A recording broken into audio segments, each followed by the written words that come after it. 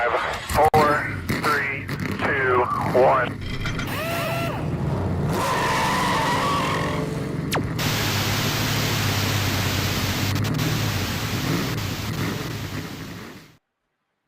Good morning. Good morning. Good morning. Good morning. Good Monday morning. It is Monday post Bristol night race.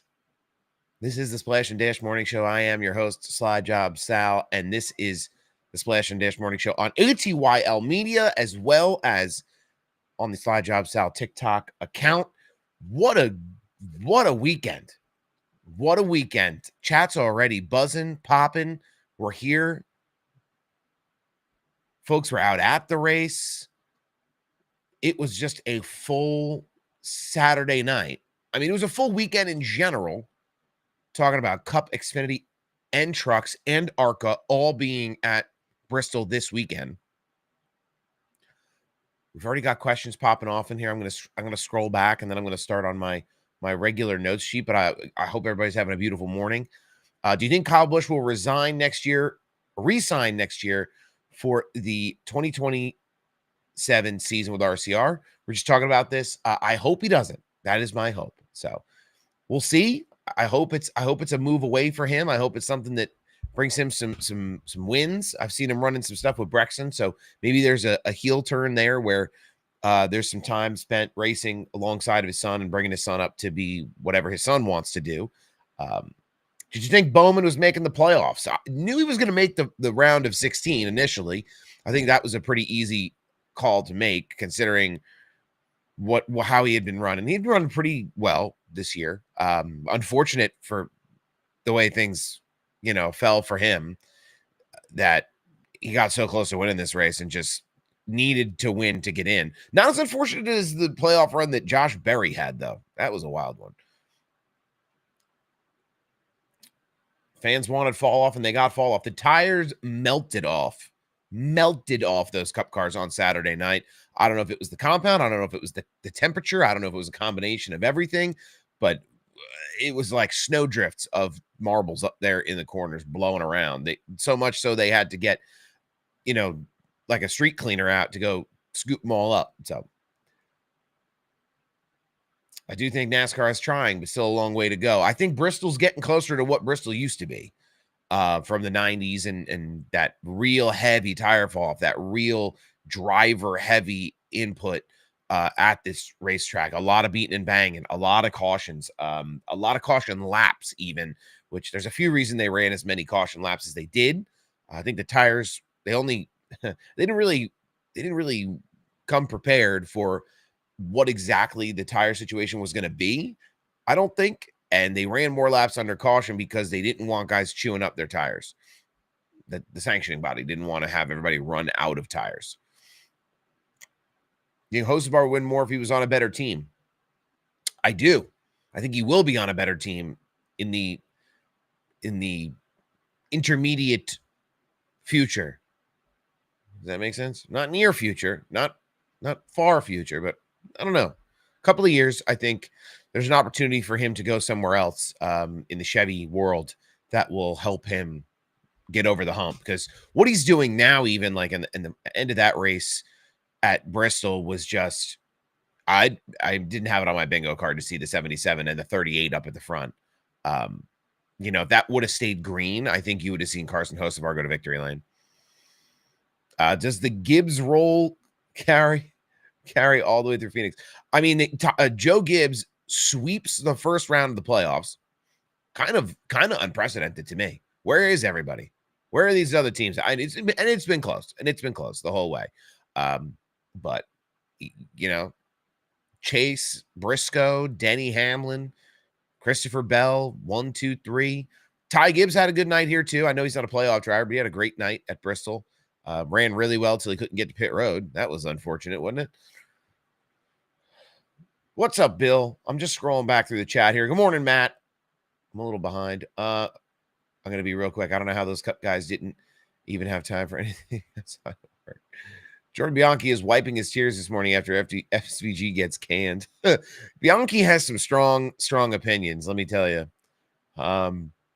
I don't know if people listen to the teardown, but guy loves the playoff format. He loves it. Yeah, I can imagine seeing that race up close had to be wild. I mean, I feel like it would have been like you'd have had to have been on the ball all night, even at the racetrack, just trying to keep up with who's where and what's happening, because the tire fall off is just one more element to what's already a race in person that is a lot to keep up with, a lot to be locked in for. The amount of cautions, the caution was wild at Bristol. Is there always that many cautions? No, not always.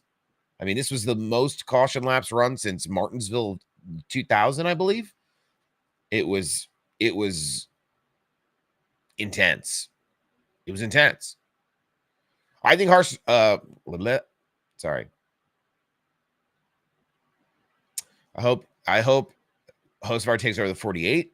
What team do you think Hocevar will go to? I think Hocevar will also go to the 48. Before that was even in the chat. I talked about that on Saturday night when we were live on here for about 45 minutes, just real quick, just to kind of chit chat, initial reaction. But the only thing that will keep Hocevar out of that 48 car is the personality clause that Hendrick seems to have with some of their drivers, where they don't like their guys going out there and being silly and having fun. Bowman is really the only one who goes out and gets silly and has fun.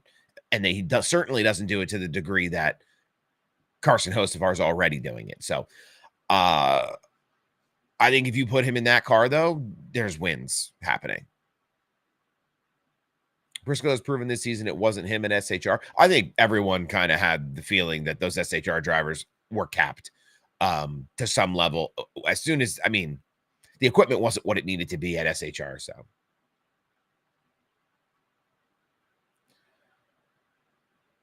when I go to the races in person, I usually have to go to NASCAR. Once when I got repped, I was flipping around like crazy. Yeah, that 9 wreck was kind of nuts. Is that one that if you're a Chase Elliott fan, who do you look to in that moment and say, I got it out for you now? Because I thought that was kind of like just a Bristol chain reaction to me. It seemed like the 11 got into the 42, the 42 got into the 9 and wiped the 9 out. But that could have been pretty catastrophic for the 9 if the 48 had run better at other points during the playoff or during the year. Pretty wild that he just finished above the cut line. I think he was 12 points above the cut by the time it was all said and done. I don't think there were enough points to be awarded for someone to advance past Elliott on points alone by the time he had wrecked out of the race. But still kind of, you're sitting in the motorhome. It's tight cheeks. That's all I'm saying. Anyway, have you talked about the tire issue, the fire issue? This is just me, or has there been a solid? So we haven't really talked about it yet. No, but the fires are because of the tires. Hot exhaust right there behind the where the front tire burns off, and that seemed to be where most of the fire was. It wasn't so much, there's rotor heat, there's tires getting hot, there's exhaust getting hot, and then as that tire melts off, the rubber buildup was it was like a campfire stuck to the inside of the wheel well, or stuck underneath of the car there. I can only imagine just the ball of rubber stuck underneath of there. It had to have been crazy. It's definitely something for safety that they're going to have to go back and look at. It's going to be tough to deal with, but real dangerous when you got cars coming down pit road on fire, multiple cars on fire. Would RCR sign Carson over Austin Hill or Jesse Love? They might. For a cup ride, I don't know what they would do. I mean, Kyle Busch I imagine won't be at RCR for the long term. Austin Dillon probably won't be either, but I think the equipment has to improve at RCR to get the most out of it. And there's rumors that RCR may go to Dodge if Dodge goes to the Cup Series in the near future.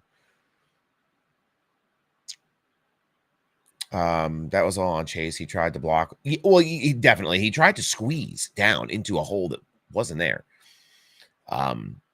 Couple of things there, but shout out to Chase for dropping oil on the track for 2 laps after his crash. Yeah, right. That thing was cooked. Fluid was pouring out of that thing. Worse than that snotty kid. First day of school, just pouring his bugs out all over the desk. That's what Chase Elliott's car looked like. Nasty ass. Why'd the cars look so slow on Saturday? I don't know. I didn't think they looked slow. The 11 didn't even hit the 42. Yeah, the camera angles they showed were kind of tough. It was just one of those deals where everybody got squeezed in on the 9. Okay, I'm falling too far behind on the comments. Denny Hamlin without a wheel. That's your thoughts. Is Connor Zilic going to Cup next year? Connor Zilic already has a Cup ride for next year at Trackhouse. Archer needs to do something. They have Kyle Busch, and he can't break through. The rumor has been circulating week over week that RCR has had conversations about moving on to Dodge. Snotty kid on the first day of school is crazy. Well, as a former snotty kid on the first day of school, I feel like I can identify, all the snotty kids out there. Oh yeah, dude, I was a big sneezer. I sneezed, and you thought like the walls were gonna fall in. Everyone was saying it was Hamlin's fault, and he didn't hit the 42 till after the 42 hit him. Yeah, that in-car camera of the 11 was the one I kind of used. They didn't really have like a top angle. Like you couldn't look straight down. I need iRacing level broadcast angles. I need all those so I can just click right through, RCR to Dodge seems like blasphemy. I think it's less blasphemy than you think it is. I don't know. It's something that's been talked about as a rumor.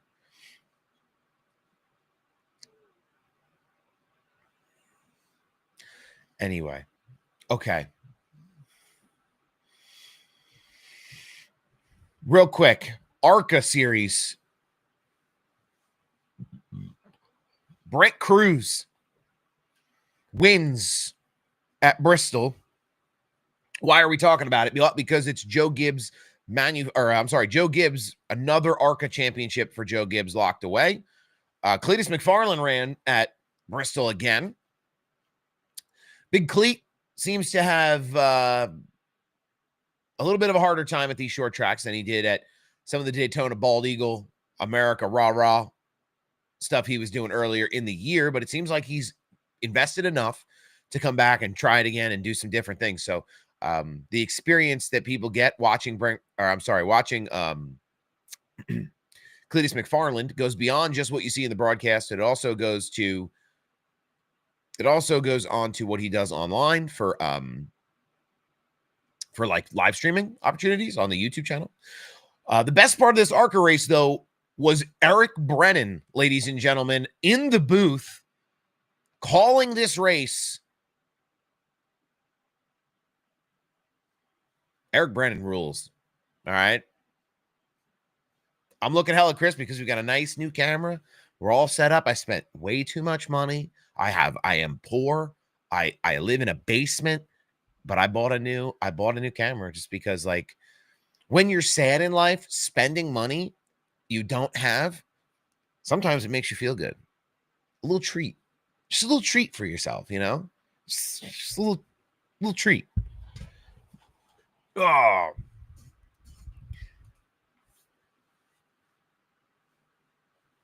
I'm sad to see the cars. They could clone Eric and make him multiple people. Put Eric everywhere because he's got the energy that he could make. He makes every race he calls exciting, I think. Now, am I a little partial to Eric? Did Eric work at Wall Stadium Speedway before I got there and is like the guy that everybody looks to as the gold standard for what goes into the booth in 2025? Yeah, dude rules. So excited for Eric. I know this isn't racing directly on track related. Eric also hold up. Can we put this guy in the Fox Trucks booth? Can I start that? Can we? I don't think I'm starting that. But like, can we put him in the Fox Trucks booth? Can we get that done? Can we get him there to make these truck broadcasts a little more engaging and a little more exciting? At least make the broadcast feel like the announcers are watching the race. Eric saved my kid from burning fire. He helped my kid. He tutored my kid to pass his math test. My kid can't read. Imagine what Eric could do. But great ARCA race, I thought. I mean, ARCA's ARCA, but it was cool to see at Bristol. I think it's a little more competitive, a little more fun at Bristol. There were some big hits, though. There was some drama, some action in the ARCA field. Butterbean Queen still at the top of that. Still at the top of that class of the field right now. Eric, let me borrow his Lambo. Yeah, dude. Eric loaned me $10 when I was down on my luck one time. I love Eric. All the homies love Eric. I wish I could, I had the brain capacity to say things like he does, like fast enough to think about and store information. It's incredible. It's incredible. Love the guy. Great guy. Put him in the truck booth. Anyway, trucks, another good race. I felt like, I don't know, it was almost time. I feel like that's not a hot take. Is Corey Heim might win tonight, but Lane Riggs, we hadn't talked about Lane Riggs in a while. It seemed like things were not getting out of reach for Lane Riggs, but he was getting a little quiet. Lane Riggs, one of the best truck racers out there. He's, I know Heim is like the class of the field, and everybody looks at him as this, Jeff Gordon-esque truck guy. He's it. It's time. Let's go, baby. But Lane Riggs just putting himself in the goat conversation out here. Lane Riggs has been my goat since he dislocated his shoulder. Celebrating. So happy for Lane Riggs. A lot of good racing at Bristol. Trucks looked fun. Trucks looked fast. I don't have a ton to break down from that race. But I will say, if Corey Heim doesn't win the championship because of this ridiculous playoff format in the truck series, I'm not even a Corey Heim fan, and I will be on my hands and knees weeping and gnashing of teeth. Biblical level grieving will happen. Playoff bad. Anyway, the Xfinity series. Yeah, follow Sal if playoff bad. This is the official playoff bad account. You got to follow along. Thanks, buddy. I appreciate it. We got Denver in the YouTube chat. You will love this. There are floating rumors around of Connor Zilisch entering the Adelaide Grand Finale later this year at the Supercars Ben 500, the last weekend with fans GM counted for Supercar event. That would be wild to see Zilisch go down under and be the GM guy for the U.S. to enter that race now that Austin Cindric is running on the Ford side in Adelaide. I don't have a good Australian accent. I can't do that one. I can't do it. What's the difference in the truck playoff format? Nothing. It's just shorter. It's the same ridiculous playoff format we get in the Cup Series, except I think they start with 8 trucks instead of around a 16.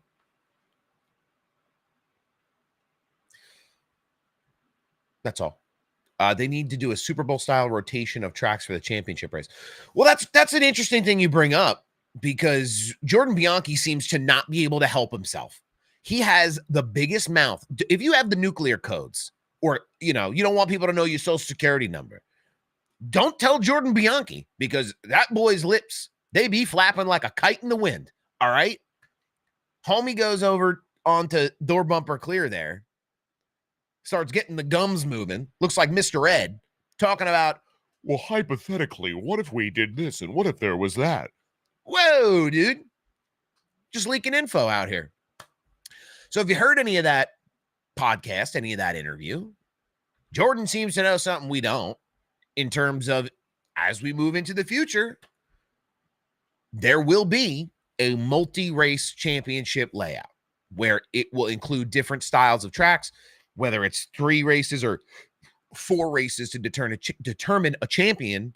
It seems that, it will be kind of short track, intermediate track, super speedway, or road course, and they'll vary the types of tracks. 334 like all my exes. That's right, buddy. That's right. Buddy out here pulling 334s for sure. Buddy's doing good. Can we get some hot dogs in the chat for Buddy? Buddy seems like he's hungry. We're eating hot dogs at 8:25 in the morning. I simulcast, or I watched what I am calling the alternate broadcast. I had the Bristol race up, listening to the broadcast, and which is fine. Like, Lee Diffie's good. I'm here for it. I'm not an anti-USA guy, but I was listening to Chase Holden. On my phone the whole night. What a great simulcast Chase Holden's doing, and he has the SIGs. People send the SIGs in the chat. I need hot dogs in the chat. That's going to be. I'm going to take the inspiration, but I'm using hot dogs for the chat. Joe Gibbs, first round sweep. Ty hasn't won yet. Ty could have won in the Cup Series this weekend, but just not quite there on getting on a pit road. Boy's never been on pit road before, apparently. I don't know what happened. But he got cycled out. Let's be real. Like, it's not like he just didn't pull down or he missed it. He got cycled out because it was just a rough night. Chase Holden is bringing Big Tobacco back to racing. Chase is doing it for the people. I need more Chase NASCAR content. IndyCar's cool. His IndyCar stuff is great, but I need garage guy Chase back. That's what I need. Real quick, before we go into a little more depth in Xfinity, I do want to look at the Craftsman Truck Series playoffs real quick. Hold on. So Corey Heim obviously still leading the charge, right? Lane Riggs has a win. Heim has a win in the playoffs. Daniel Hemrick sitting in third. Then Ty Majeski, Grant Enfinger, Tyler Ankrum, who got kind of spinned and spun and was stuck in a tough place at Bristol. Caden Honeycutt in that 52. W's for Caden Honeycutt, though, shooting that 52 truck around the track, because, like, I don't know what Stuart Friesen would have done in that truck, but I still think about that accident that Stuart got into. And, like, to me, this is a tribute run for Stuart, too. Like, I don't know how many people are familiar with Stewart's game, but he's just not just out here playing tiddlywinks with, with trucks. He's out running dirt modifieds and all different kinds of things. He's running truck series, and then he's getting on plane. He's going running midweek series. He's doing other things. So good for Stewart. I'm happy for Stewart. He's part of the Halmar Friesen, team group, obviously, but it feels good to see Hayden. Ooh, it feels good to see Caden Honeycutt doing good. Sweet boy Caden. He won the Car Store race too. Thank you, buddy. Buddy, give us a quick little Car Store update from this weekend, because I don't know what happened. Give me a little blurb about the Car Store. I saw some big battles. Who was it? Minnie Tyrell was battling up there. They were spinning at the front at South Boston. I know they were at South Boston. Give me a little smidge information on that. And then right above the cutoff line of the Truck Series, though, just to wrap this out, is Raja Caruth. We got Jake Garcia and Chandler Smith below the cut, and those two drivers, if they do not figure something out here at New Hampshire, those will be the guys who are eliminated. So they start with a round of 10. 10-8-4 is the Truck Series bracket. Caden Honeycutt, dubs for Caden Honeycutt. What do you think Caden Honeycutt puts on his hot dog? Do you think he puts mustard? Do you think he's a mustard guy? Is ketchup on hot dogs just like a East Coast thing, a Northeast thing? It kind of looked like Minnie got a little upset there and just sent him for a little spinnerooski. That was the Spire kid. It's like 15. What's his name? He won at Watkins Glen. Parker Eatman almost flipped over the wall, about killed Doug Barnes. Oh boy, so it was an exciting night in Car Store. I missed it. I wasn't locked into Car Store this weekend. I saw some clips on the intranet. The Saturday night race schedule for the Cup Series throws me off because everything gets shuffled back and I lose track of where I am in the weekend. I will say Saturday night races, I'm good. I'm good to be done with them.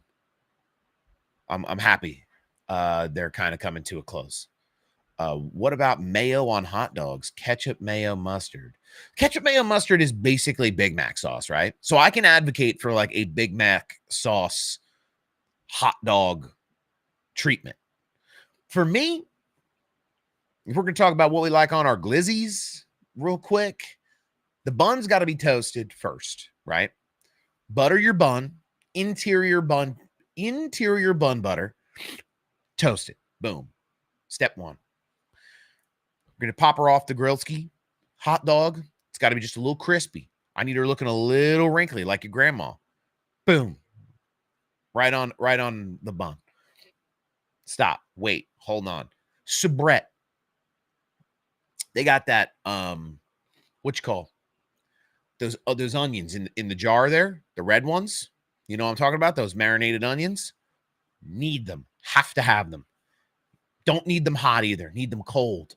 Cold soubrette onion. Boom, boom, boom. Right on top. And then I need deli mustard. I need deli mustard. And that is my perfect, beautiful hot dog. Pickled onions. However you want to, yeah. I've never had a Martinsville hot dog, so I cannot give you a judgment on how I feel. Are they good? Are they not good? Ketchup in Australia is known as tomato sauce. I mean, we got a lot of tomato sauce over here. Let me tell you. I could give you the buffet of tomato sauce up in this neck of the woods. You know what I got today talking about tomato sauce, and then we'll continue to talk about racing like what we're here for. My mom, oh, she could sell. She makes what I call like a brick. She makes a brick of eggplant parmesan. It's in a container in the freezer. Last night, I had a couple of beers. I was enjoying myself here, just winding down for the weekend, watching a little Sunday night football. And I'm thinking to myself, tomorrow I'm going to want that eggplant parm. It's in the fridge right now. Defrosting. Oh my God. I can't wait to eat it later. Anywhere. Anyway. Yeah, Martinsville hot. Someday I'll have a Martinsville hot dog. I know the red, which is a little off-putting to someone who doesn't, know a ton about hot dogs. I'm also a big boiled hot dog guy. I think you can get away with a boiler. Like the street cart ones in the city. If you get a good dirty water dog, I'll take the risk to get the illnesses. I will take it on because they are delicious. Yeah, I don't doubt the Martinsville dogs aren't good. I just, I don't know what I don't know. Someday we'll give it a shot. Someday, if I ever get over there. Anywho, Xfinity at Bristol. Xfinity again, still just to me the best series, the best national series racing we have right now. It's beyond the shadow of a doubt.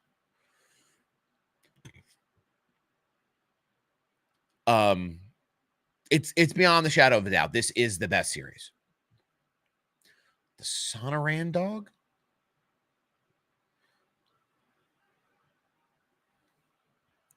All this hot dog talk got me worked up. Pour one out for Sheldon Creed is right.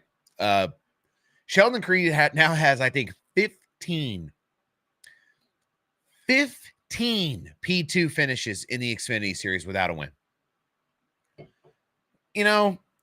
I don't know if my man needs like a candle lit for him or some incense, or we got to like build an effigy for this guy or do a dance with a stick with some beans in it. I don't know what it's going to take to put Sheldon Creed in victory lane. Etsy Witch could be it. We might need a supernatural healer to get Sheldon Creed to victory lane. Is it holistic? Is it energy? Are the lizard people colluding against Sheldon Creed and his Clark Kent glasses? I don't know. It feels like it. It's not good for Sheldon Creed. But a P2 finish, I guess you have to be happy, right? The guy led 0 laps, finished P2. Eric Almirola in that Young Life Toyota Supra. Congratulations to that team, by the way. You know, Eric Almirola is unreal. Running part-time, has 2 wins this year. The guy's wheeling. He's still got the juice. Just because he's not the Cup Series no more, he's still got the juice out here to put on a show for these Xfinity boys.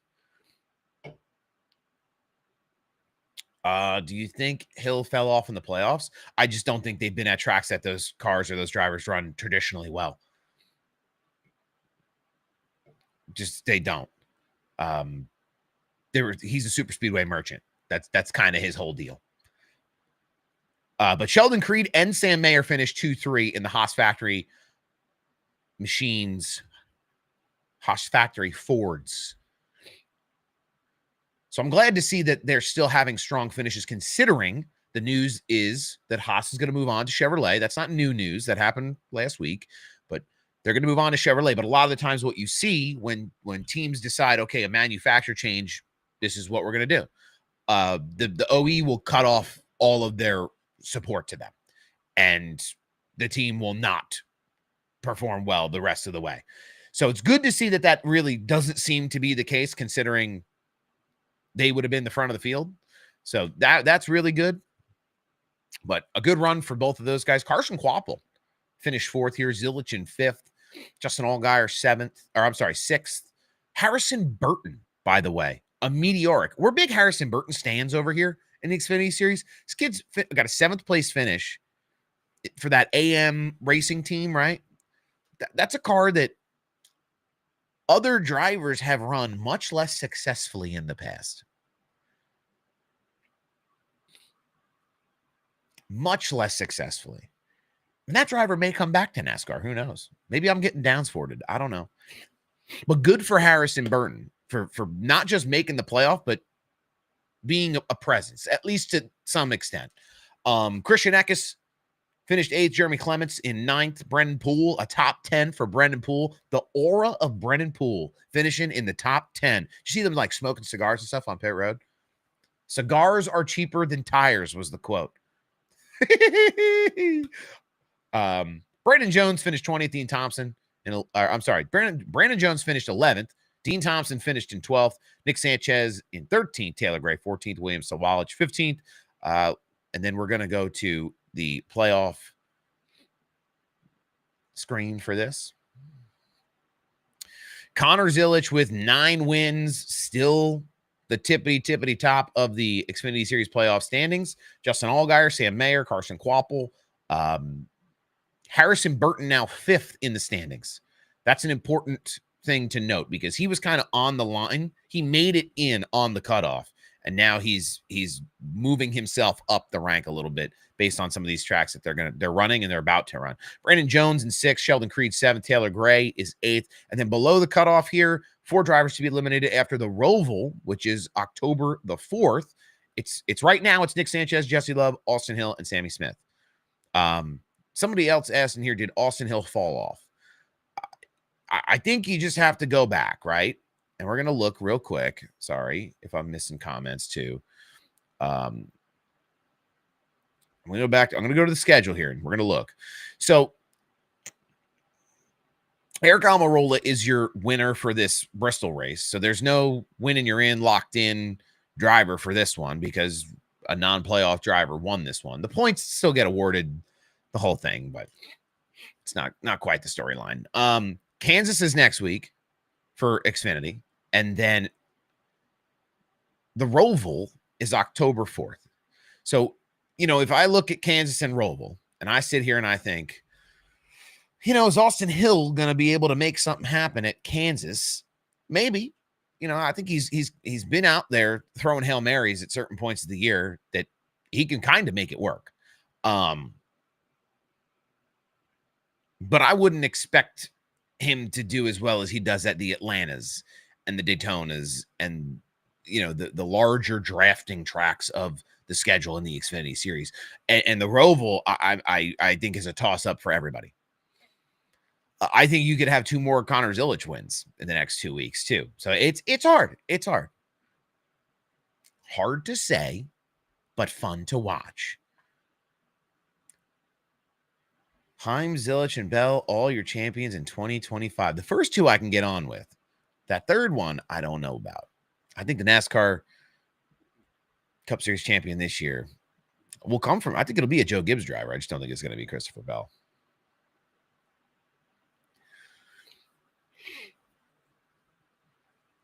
I don't think it'll be Christopher Bell. I do think it's Denny's year. I do. That is my pick.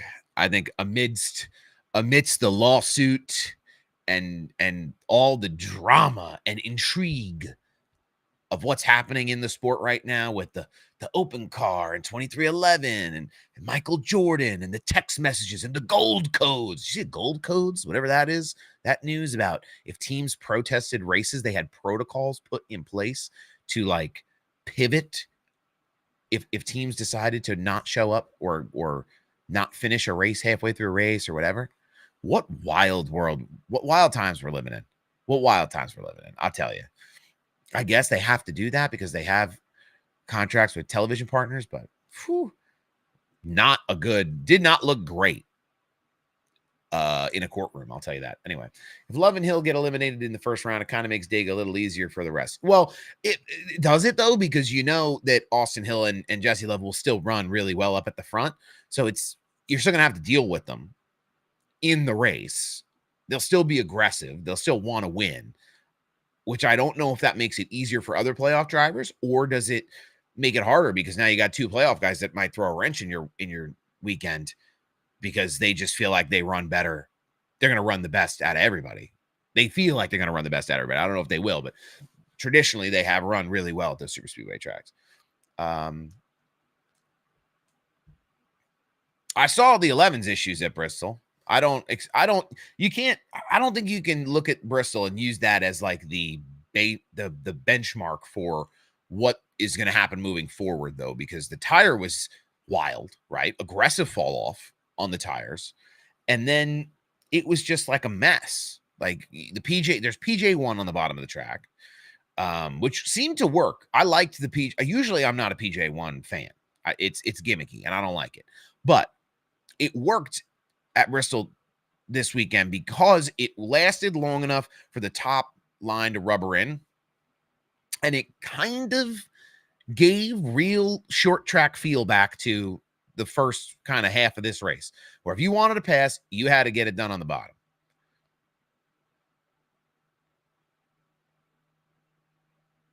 Rare Pajama 1W. I'm not a big Pajama 1 guy. Not a big PJ1 guy. But I'm telling you, it was good to have on the bottom of the track, I think, for the Cup Series this weekend, because it would have been a very different type of race without it. It gave some drivers the chance to, like, you were able to drive from back to front to back, and the tire strategy and the whole thing. Like the old tires, they fell off so hard. It was, I don't know. There was one point in the race when Bowman, like, there's a caution came out for Bowman. He goes down pit road. He's in like 33rd coming out of pit road. Like 2 cycles later, he's back up in the top 5. Like, where else does that happen? Where else can you make those moves and put yourself back in a competitive position? Obviously the tire is a big part of that, but I do think the PJ1 and the tire and the style of racing at Bristol, it makes it all happen. Put PJ1 all over my bathroom floor this week. Oh, you definitely want to get your feet planted, right?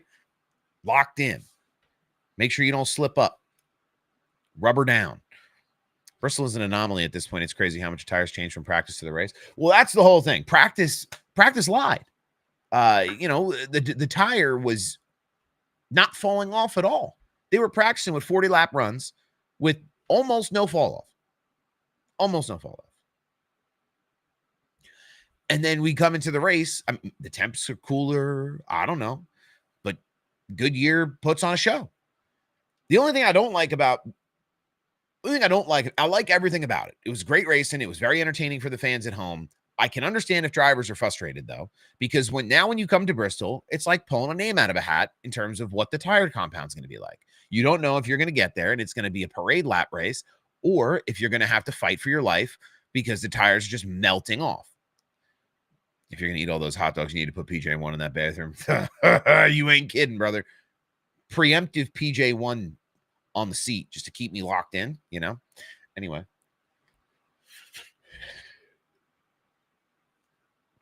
Do you think this is the type of content Taylor thought she was going to get when she said, "Hey, Sal, do you want to do your morning show on ATYL Media?" Do you think this is the journalism she thought she was going to get? Yeah, PJ1 on the seat's big for the grip. Big grip. I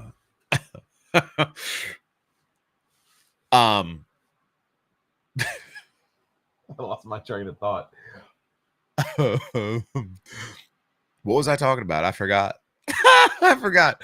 We were talking about Bristol and the tire compound and how it's pulling a name out of a hat. That's the only thing I think they have to kind of fix is between the spring race and the night race. We've seen both versions, both ends of the tire wear spectrum. We're closer now in the night race than we are in the spring race, right? I just think we need to bring it somewhere to the middle. I think in a perfect world, and I'm not complaining, again, what we saw Saturday night was some of the best short track next gen racing we've ever had in this car. But if they can get that tire to last like another 10, 15 laps, I think we're in good shape. Couple questions so far. I saw one pop up on TikTok earlier, and Yancey just asked about it in the YouTube chat. NASCAR 25 League. So probably is the answer. It's something that we're working on. The only issue I think people have with with NASCAR 25 right now is no one seems to know anything about the game in terms of features. So, NASCAR 25 is going to be this great console like revival for NASCAR racing fans. It's going to be on PC as well. But nobody knows the features, right? Is it going to be like iRacing? Or am I going to be able to go through and have all the different camera angles, the broadcast camera angles? Can I, what is it going to be like? Can we make it kind of a bigger thing than it is, just racing it? And nobody knows. And they haven't really told people. Obviously, there's dev tools that let them shoot like the gameplay commercials, like the gameplay trailers. So, nobody knows anything. And even the people who should know things don't know things. So it's like, we're still working on it. If anybody knows anything about it, obviously there's a gameplay trailer coming out this week. They teased that last week. I thought that was hilarious, though, how they're just like, I don't know. They're just teasing us. The big moment you're all waiting for next week. It's like, this is not the big moment we're all waiting for if I have to wait another week for it, is it? But we're going to get that gameplay trailer next week, or this week coming up. And we'll see what the features of the game look like, because I think that's going to really depend on what we want to do in terms of having fun and getting silly with it. So I'll be having fun and getting silly with it regardless. So we could do something. It'll be fine. Stands up and the steed's still sicking. Oh, the PJ1 on the cheeks would be wild. Talk about a Brazilian wax. That'd be tough. Carson had the win until the 38 drove him up off the track. I was looking at that replay on Saturday night, and I was trying to understand maybe why the 38 didn't stay bottom. I don't know if his tires were just that bad that when he got on the restart, he washed up. I don't know if the 20 just gave him a shot from the back and slid him up the first time. But, even if it was the first time, they were still out in the lead. The 38, the 77 were still leading, and the 38 stayed high going into the next set of corners. And I was just confused because I really thought Bowman was going to kind of shock everybody and he was going to kind of scoot to the front on that top line. But it never materialized because the 38 washes up into the 77. The 77 goes up another lane, and then the 20 slides in behind. Meanwhile, the 48 sitting there, with his arms crossed, just can't make a move anywhere. What are you supposed to do? I don't know. Kind of wild, but Anyway, this was the old school Bristol, though, that we had been looking for. This tire strategy was unpredictable. I think if you would have gave these teams a little more heads up, if you told them, hey, tires are going to be falling off to this rate, we would have got a very different race. But I think that's part of the entertainment for the fans at home is the mystery of the tire. I don't think teams appreciate that as much as they used to, but it's good for us at home. Christopher Bell, though, the winner, Toyota time in the NASCAR Cup Series. Joe Gibbs Racing sweeping the first round of the playoffs. He was even able to hold off that late move by Brad Keselowski. Brad literally came out and said, I tried to wreck him. I tried to dump him. I wanted him out of there. And I think Bell had the heads up play, knew who was behind him, knew the situation they were both in, and just backed it up a little bit and took that away from Keselowski. Yeah, okay, you can give me a shot right where I want to take it, right in that part of the corner that I know you're not gonna be able to make a move on me after. So, that was a strong play, big IQ, big brains for the 20 team.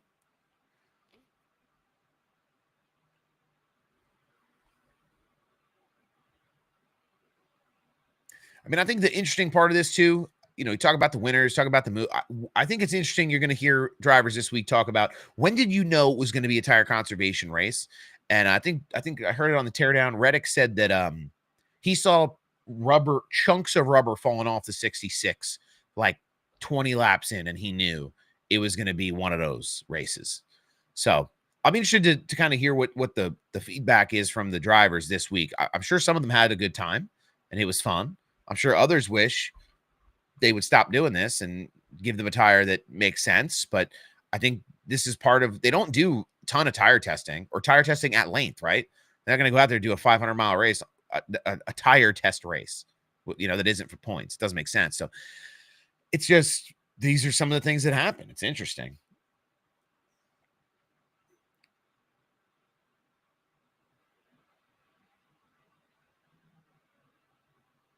I think the conversation is also going to be like, is this gimmicky racing?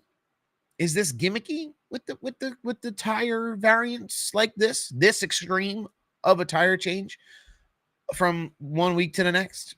I don't think it is. I think it causes good racing. I think it's good for the sport. I think it's entertaining for the fans. I would like to see them address the fact that the cars keep catching on fire. That's probably not great. Austin Cindric, certified dog, big dog. Inside of that car, smoke's filling the cockpit up. He's getting they're getting the fire put out in the wheel well. The brake rotor's glowing. It's a mess on pit road. They get them all patched up, fire out, fire extinguishers out, and my man's drives off pit road. The whole inside of the car is full of smoke. He's breathing in smoke, getting it back on track.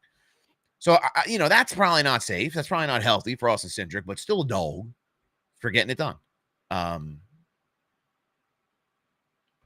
it's something they want to look at. Anyway, you think Hocevar would have had a shot if Bubba didn't call that caution? Yeah, Hocevar probably would have won this race. Probably would have won this race, probably, in the position that he was in, the way he was running. I think the 48 might have had something for him late. Some of those guys with newer tires might have had something for him, but I don't think they would have had a chance. The defense would have been a defensive masterclass from Carson Hocevar to win that race. Christopher Bell won that race, Wade.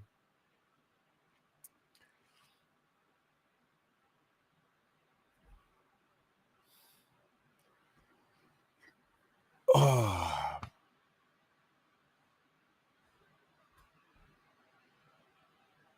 Tire set inventory was interesting, though. I love that they gave them that flexibility to add another set, knowing that, like, okay, this is going south. Like, they're going to need more. I think, knowing that this was the kind of race it was, probably in hindsight, even another set of tires would have been good to have. Give them a second extra set.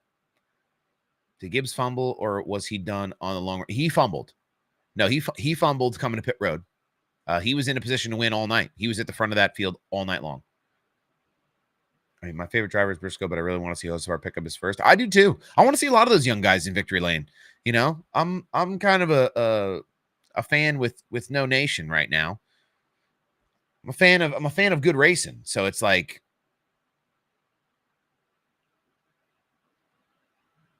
that race is like 4X on Heat 5. How often do you get told you look like Tony Stewart? This is the second time someone has told me I look like Tony Stewart. Big shouts to Tony Stewart, by the way. Big accident this weekend for him. Hope he's good. Hope he's doing well. NHRA. They give him another set. I know they told them they want to run qualify. No, they give them another set too. They were mounting and balancing tires in the Goodyear tent in the infield, trying to just get them out to everybody. T Stubbs, Sam, thank you for the follow. I appreciate it. What's the deal with the Hendrick cars lately? Why they fall off? That's a good question. I think Hendrick's asking themselves that question right now. I think they're fortunate to make it to where they are in the playoffs with the cars that they have. You know, the 24, the 5, and the 9. Great. They're going to move on to the next round, but the 9 just above the cut. You know, the 5, Kyle Larson. What was Kyle Larson doing? What was he doing at Bristol? I don't know. It didn't look great. I was not impressed. Even the 24, you didn't see the 24 all year, all night. Where was he? I don't know. What's your view on Cletus McFarland and ARCA? Do you think he's going to go far? I don't know if he's going to go far. ARCA's such a hard series to judge like real skill, talent, and ability because the equipment varies so drastically. You know, everybody knows like you got to have good equipment to win races, and you can transpose drivers into good equipment.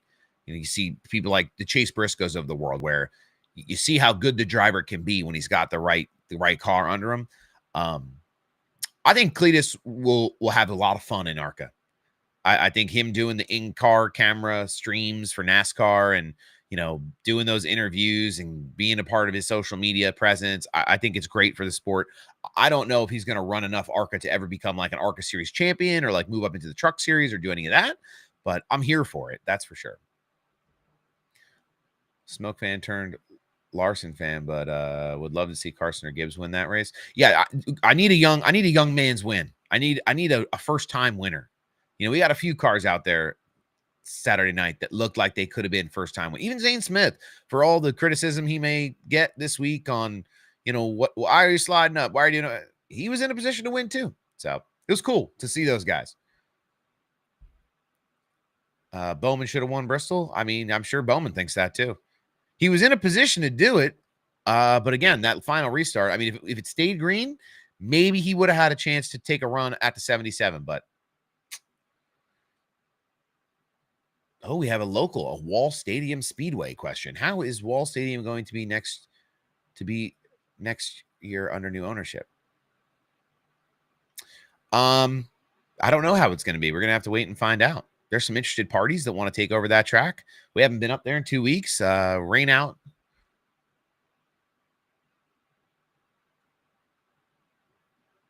There was a rain out, and then they canceled the Martin Truex Sr. Memorial race. I don't know what happened there due to some uncontrollable circumstances, apparently. I don't know. So they'll be back racing on the 20th. That's this Saturday. Not sure if I'll be there. It's Mrs. Sal's birthday on the 20th, so I'm sure she would love for me not to go call the races at Wall. But we only have 3 races left until the break and then Turkey Derby, seeing if all goes well and the schedule does not change anymore. So all I'm saying is all true of who's supposed to. I've heard there's some strong rumors for who is going to take over Wall Stadium next year. Wall is an asphalt track that we do some some PA announcing work and some broadcasting work and some pit road work there. I do that on Saturday nights as part of my racing, my love of racing and the life that I am trying to push for myself professionally. But it's our local short track, a lot of history there. A lot of drivers. Ray Evernham raced there. Mark Truex Jr. raced there. Jimmy Spencer raced there. There's all kinds of different drivers who've come up through Wall Stadium in one capacity or another. But I heard some rumors about who's supposed to take it over next year. There's 3 or 4 people who they've had conversations with. It's really not up to the people who run the track now to decide who runs the track next year. It's up to the people who own the land. So if there's 2 pieces to that Wall Stadium deal where there's a group of people who own the land, and then there's people who lease the track from the people who own the land. So it's less about the new management coming in and dealing with the old management, but the new management coming in and dealing with the people who own the property itself and the kind of situation they can set up to secure rights to run that track for the next season. So there's a lot of improvements and a lot of things that need to happen. I'm excited to see it, but I'm also excited to see them finish this year out and get some good modified racing in, hopefully. So what's your thoughts on William Byron? I'm a big William Byron guy. I'm a fan. I like Willie B. I think he fumbled the bag, but I think I like Willie B. Did Chicago go down? Chicago, I don't know what that question is. Sorry. The camera looks wonderful this morning. Thank you. It's a new camera. I'm glad it translates over, though, onto the stream. I'm trying a few different things. This is the first week with the new camera. We're going to do some new content with it. I think we're going to do some short form content with it also. So I'm hyped on it. I'm here for it. I'm glad it translates to the stream because a lot of the time the stream will it'll dumb down the quality of the video. So I got some good advice from some smart people, smarter than me, on how to record this content. So today we're recording it on the computer, and I'm going to cut it from the computer to use for clips. And then what I'm going to do next week is I'm going to record it on the camera and then see how much better quality it is. I'm sure it's going to be better quality from the source on the camera, but I got like 125 gigabyte SD card. So that should be enough for a 2-hour video stream, I would hope. But it's a lot of video, so we'll see what happens. I haven't tried it yet, so I'm going to do some trial and error stuff this week, see what it looks like. Who's going to pull off the championship? I think it's the 11's year. I think it's time for Dennis. I think Denny Hamlin, amidst all of the storylines this year, I think he's going to win the championship. That car looks good. That team looks good. Toyota looks good. It seems like it's more than a talk track this year. It's absolutely something that could happen. Thoughts on Bubba Wallace? Bubba Wallace been running like a man on fire since Indy. I thought he raced good at Bristol too until that late wreck. Just looked good. Cars looked good. That Robin Hood scheme was too rootin' tootin'. He and Corey Heim had good races. I think Bubba was in a position at one point in this race to contend at the front, maybe pull something off. I don't know. Look good though for me. Just looked it up. How's the racing in the Northeast? Y'all having a good dirt racing? We have Bridgeport. Bridgeport and New Egypt are our two big dirt tracks here in Jersey. Bridgeport down in kind of the butt shaped part of Jersey, and near South Philly, right across the Delaware River from South Philly-ish, kind of. That's the best comparison I can give you on a map. And then New Egypt is kind of out in the middle of God's country, near where Six Flags Great Adventure used to be, if you're unfamiliar with the area. They do some really big time dirt racing over there, but High Limit goes to Bridgeport. New Egypt's more of a weekly kind of place. They run midweek and weekends on dirt out there as well. So some good racing happens up here. Not a lot of asphalt ovals left in New Jersey. We're big advocates to keep racetracks running and keep racetracks open. They're good for the community. They're good for business. They're good for jobs. They're good for the culture. So, Wall Stadium is one of these tracks that I believe it's the only weekly asphalt oval left. We've lost a lot of drag strips up here in the last couple of years. We're losing them to containers and to warehouses and to all kinds of different things. So we're trying to do the Lord's work here and make it an entertaining enough product so people come out each and every week. And I love dirt racing too, but I don't get out to nearly as much of it as I like to. Denny Hamlin eats corn on the kind of the long way.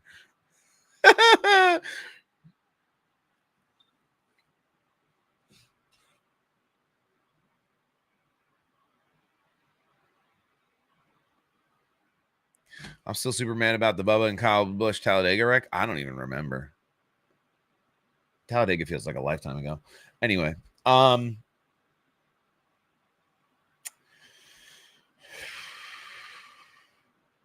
so just going back to kind of the whole weekend at large, do we feel like Bristol's back? Do we feel like Bristol is making a return? Is it the tire? Is it the competition level? Is it the playoff fact that it's a playoff cut race? What made Bristol the race, for this part of the year? Was it the tire? And is the tire wear too extreme? Is it like for entertainment purposes only? Or is this something, because you saw drivers have to manage this, and I think that's a whole skill set in itself. About halfway through that race when things were really starting to get chewed up, I was chatting with somebody and I was like, listen, start looking to the old timers. They're the ones who can manage tire. They've been here before. They raced cars where they had to manage tire back in the day. And I think that's why Brad Keselowski got to the front the way he did, because, the first race when they did this, and it was kind of like they were pissing in the bucket. We saw a lot of the veterans run to the front because they knew how to save that right rear tire and save the right side tires. Chicagoland is back on the schedule next year. So you're asking if they're going to tear it down. They're bringing it back. There will be no Chicago street course next year, and they will run Chicagoland in its place. So that's good news for everybody. Chicagoland's a good facility. I mean, it needs a little work. They got to polish it up a little bit, but the racing there is great. I hope it brings some momentum forward in an effort to bring back Kentucky. I'd like to see Kentucky come back too. Personally, one man's opinion.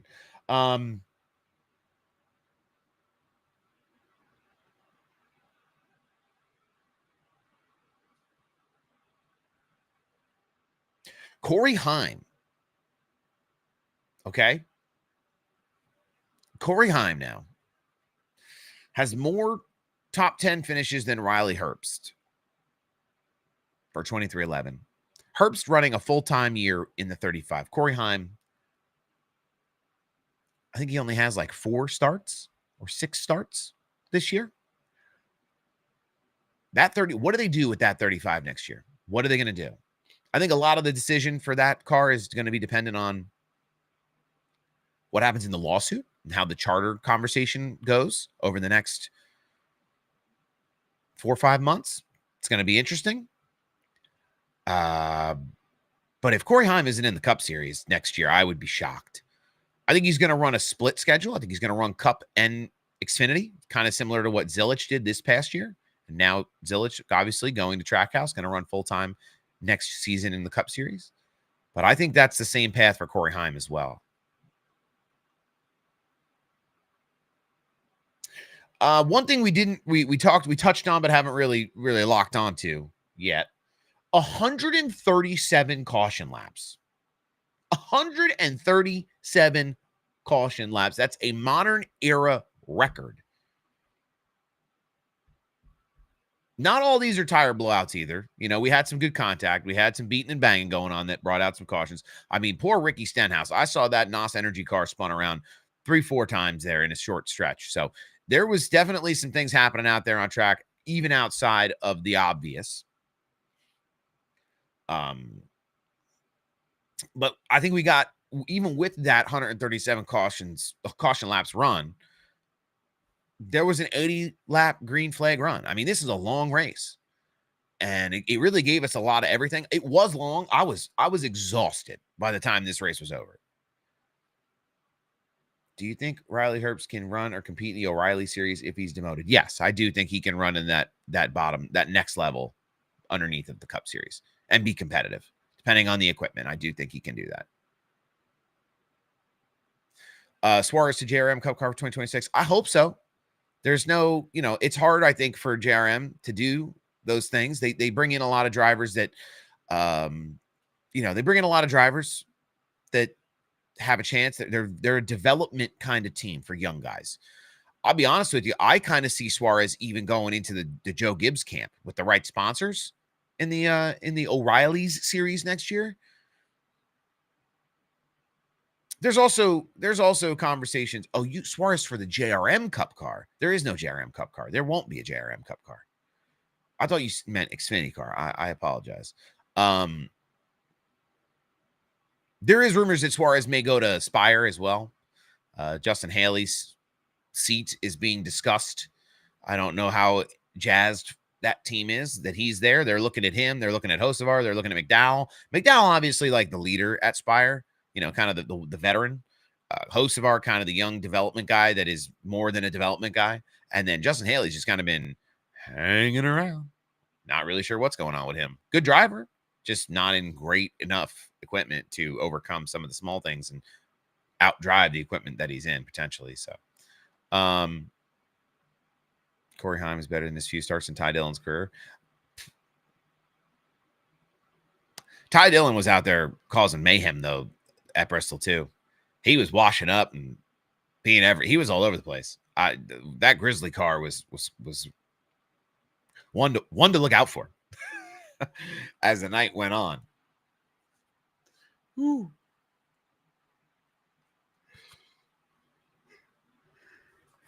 As the night went on, if Junior Smarty stays away from Suarez, I don't know what he's going to do.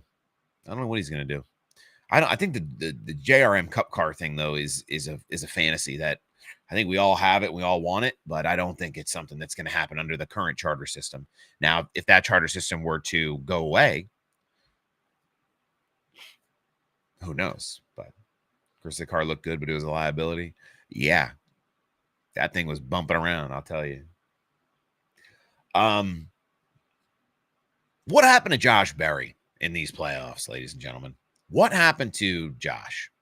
Poor Josh Berry looked like he was in a blender most of this playoff.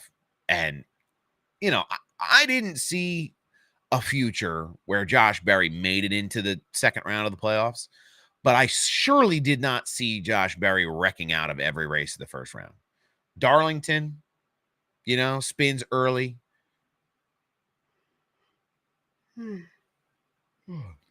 Gateway gets caught up, spun around, toe link breaks, wheels wobbling all over the damn place, cooked. And then this race, car catches on fire, he's out. I felt like that 21 car had more leg to it, and we just didn't get to see it. We just didn't get to see it because of just some unfortunate situations. He was overdriving it at Darlington, right? He's trying to do the most with the least. He's up at the front. They had a good car that day. That was the one where Reddick ended up getting involved, but he saved it, and then a Gateway, kind of no fault of his own. And then Saturday night at Bristol, it was like the cherry on top for just the disaster. The disaster Sunday was finally complete for him, which is unfortunate because I like Josh Berry. He's one of the few drivers that we get in the field that isn't like a pay for sponsor driver. So, to see him win is to see everyone win. I think he's a man of the people. He's the people's driver in a big way. But just really unfortunate for him getting caught up.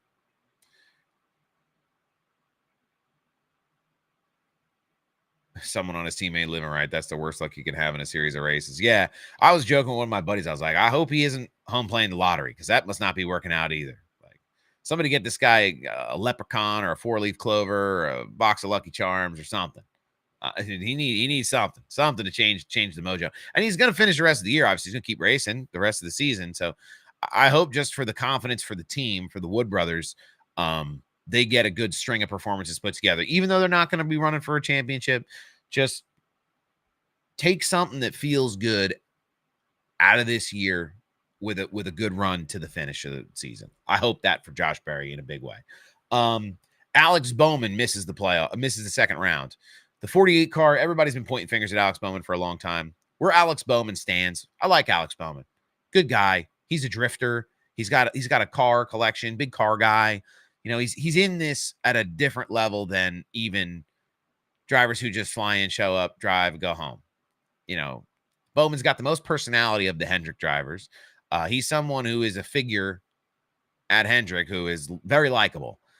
And the 48 team just not quite having it. Missing the playoff the next round by 10 points. I mean, they would have ended up knocking out Chase Elliott, which I don't think, we talk about team orders in certain motorsports. I don't think Rick would have been too happy. Mr. H would not have been too happy seeing the 48 in and the 9 out, in my opinion. I think he would have been happy to have any of his cars in, but I think he preferred that 9 car than the 48 car. But I thought the funniest part of the 48's woes in this round was, they make that decision before the race this weekend to change pit crews. You know, Hendrick leases pit crews out all over the place. And they have that alliance with Spire. So they call up the 77's pit crew. You know, they're after a string of pit crew issues, you know, took them out of contention at Darlington. There was issues at Gateway. Let's bring in the 77 crew. We'll swap them. 77 crew, 48 crew. And then the 48 ends up, you know, being behind the 77 on the final restart.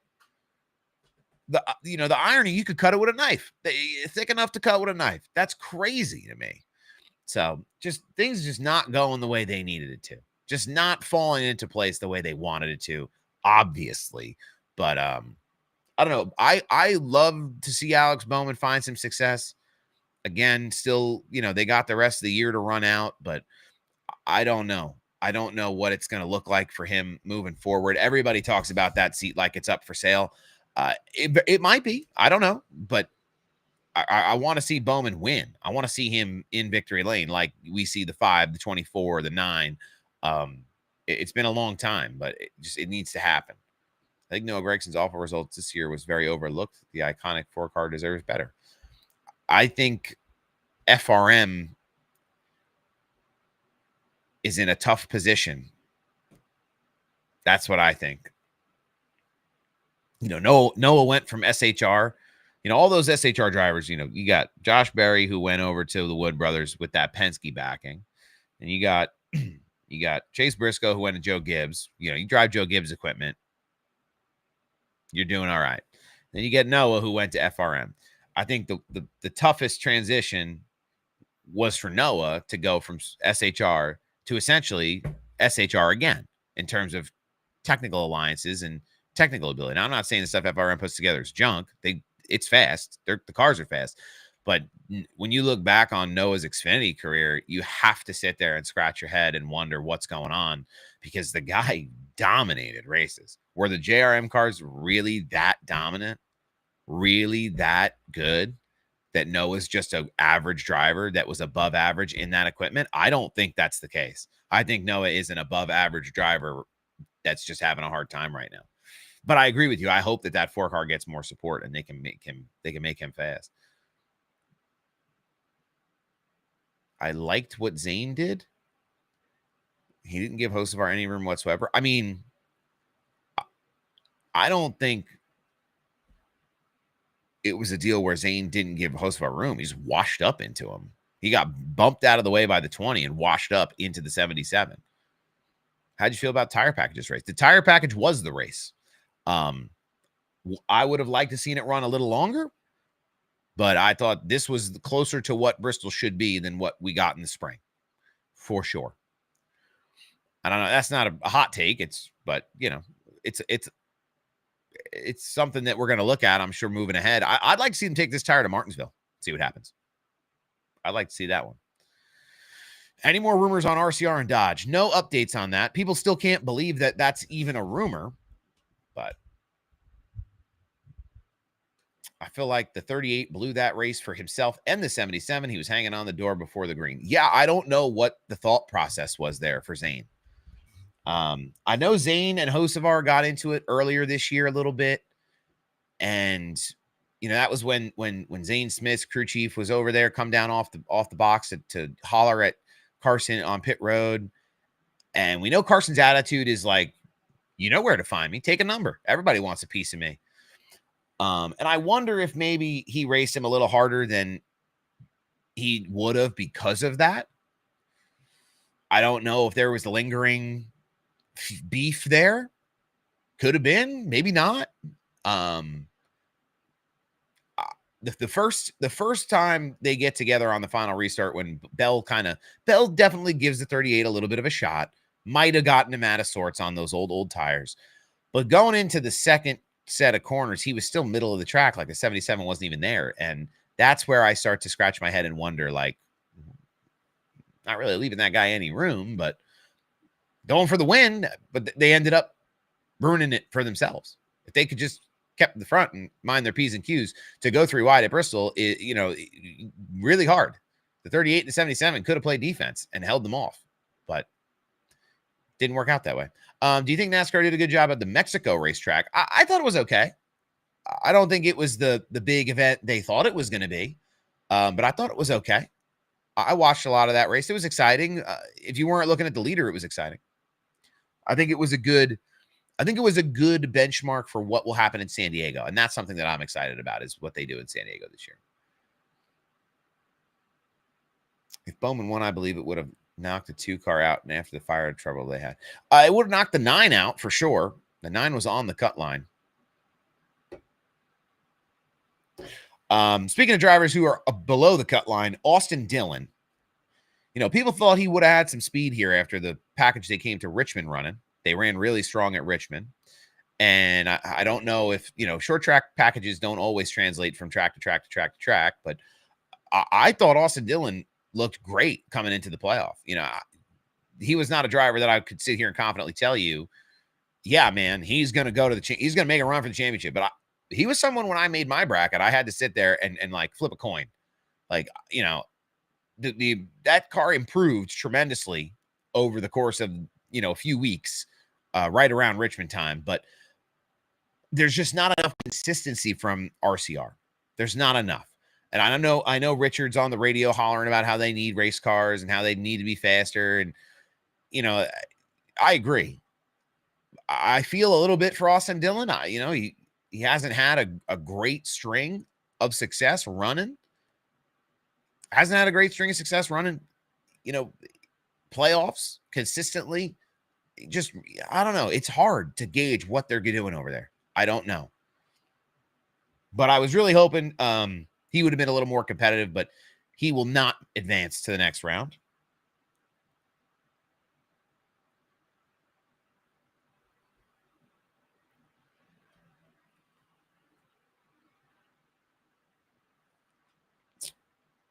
I'm curious what people think, though, like the good race poll from Jeff Gluck, right? In the spring, it was an 87%. Yes, this was a good race. That was the poll.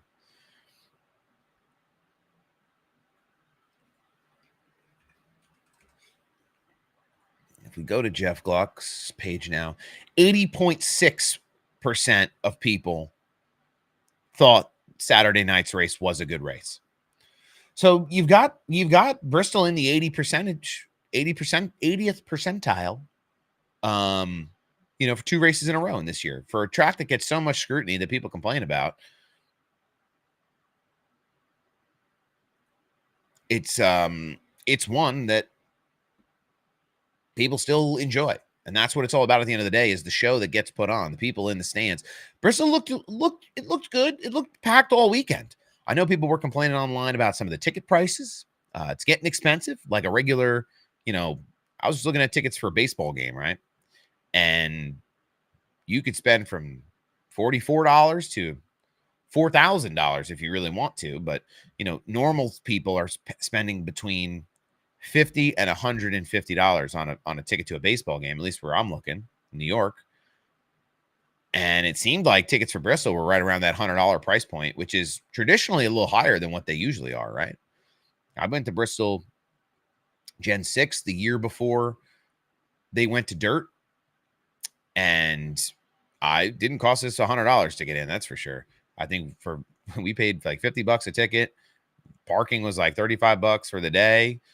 And I paid $5 to go to the bathroom at the little shower house out there in the middle of the campground because I couldn't hold it to get in the track. But things are getting expensive. And I know people were complaining about that online because like Keselowski. Howard says that the cheapest ticket was like $100, which is, I think that's a little pricey. I don't know. Have you ever been to Darlington? No. I'd like to be going there someday. I'd love to go to the Southern 500 or the Throwback Weekend, either race. A lot of lore written about that track. So I have a schedule I want to get to next year. I just, with work and this time of year for me, it's impossible. So like New Hampshire was one that I looked at and wanted to go to. It's just not going to happen. Everything is too far away and everything is too expensive for me. And I can't stay longer than as long as I'd like to where the tracks are. So like if I go to New Hampshire, I'm going to take the Monday off because just how am I really going to drive up like 5 hours and then turn around, watch the race, and turn around, drive 5 hours home? Probably not. It's probably not safe. It's probably not smart. I did it at Pocono this year. I drove 2.5 up, watched the race, rain delay, the whole thing, drove 2.5 hours back. Same for Dover. 2 down, race, rain, 2 back. That's about the extent of how far I'm willing to travel in a single day now these days. It's either that or I gotta stay the weekend, and that's where it starts to be hotel rooms and campsites and the whole thing, and that's where it gets a lot out of control. But I'm not doing it. I'm too old. I'm too old to drive 6 hours each way in one day. it's I can't do it. And then party a little bit and have a good time. Like I can't. Darlington is in the middle of nowhere, so book early, 2 places. I'm trying to go there in Martinsville. I'd like to meander my way down into the southeast a little bit. I've been talking about going to the Coke 600 too for a while. I'm trying to do that one.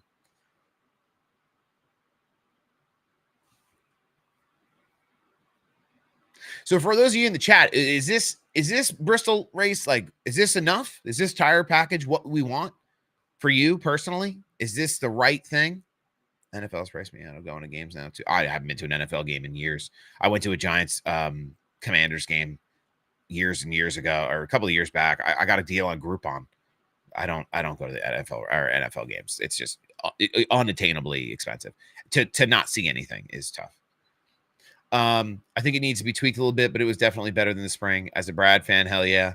Brad, this is peak driver. This is a peak situation for veteran drivers like Brad, 100%. But I am curious to see if people think this was too much.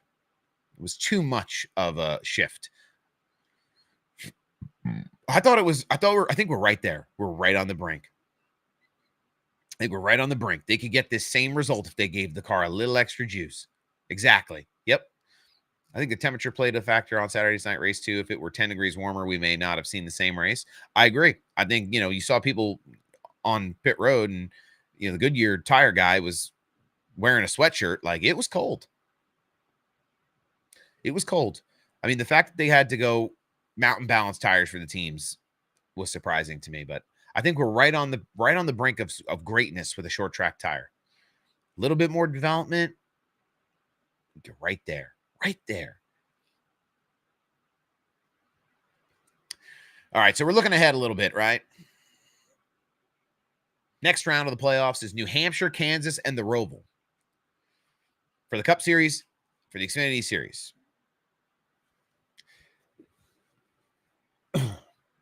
Big bounce back weekend potentially for the Penske boys at New Hampshire.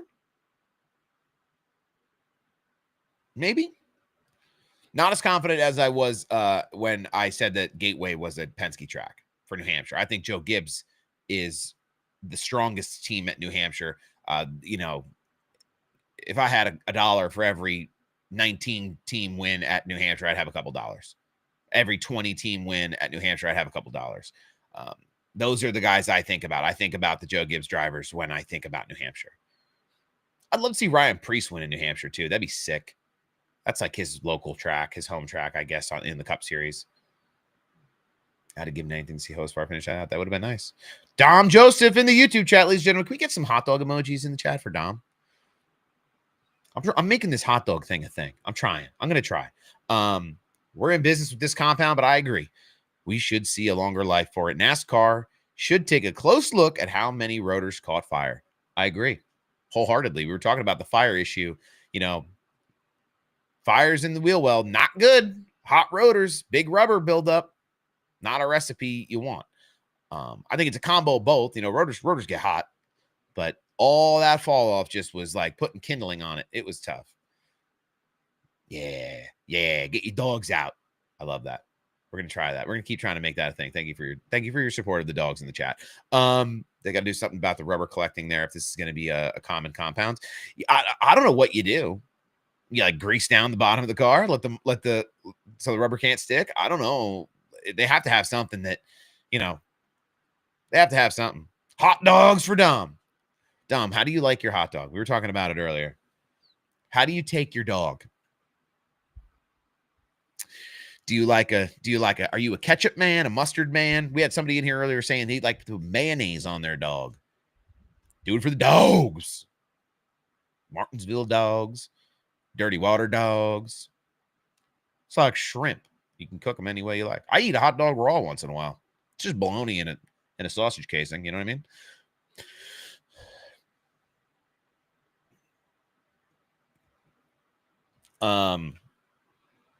Giving out ketchup and mustard on the dog. That's standard issue. We like that.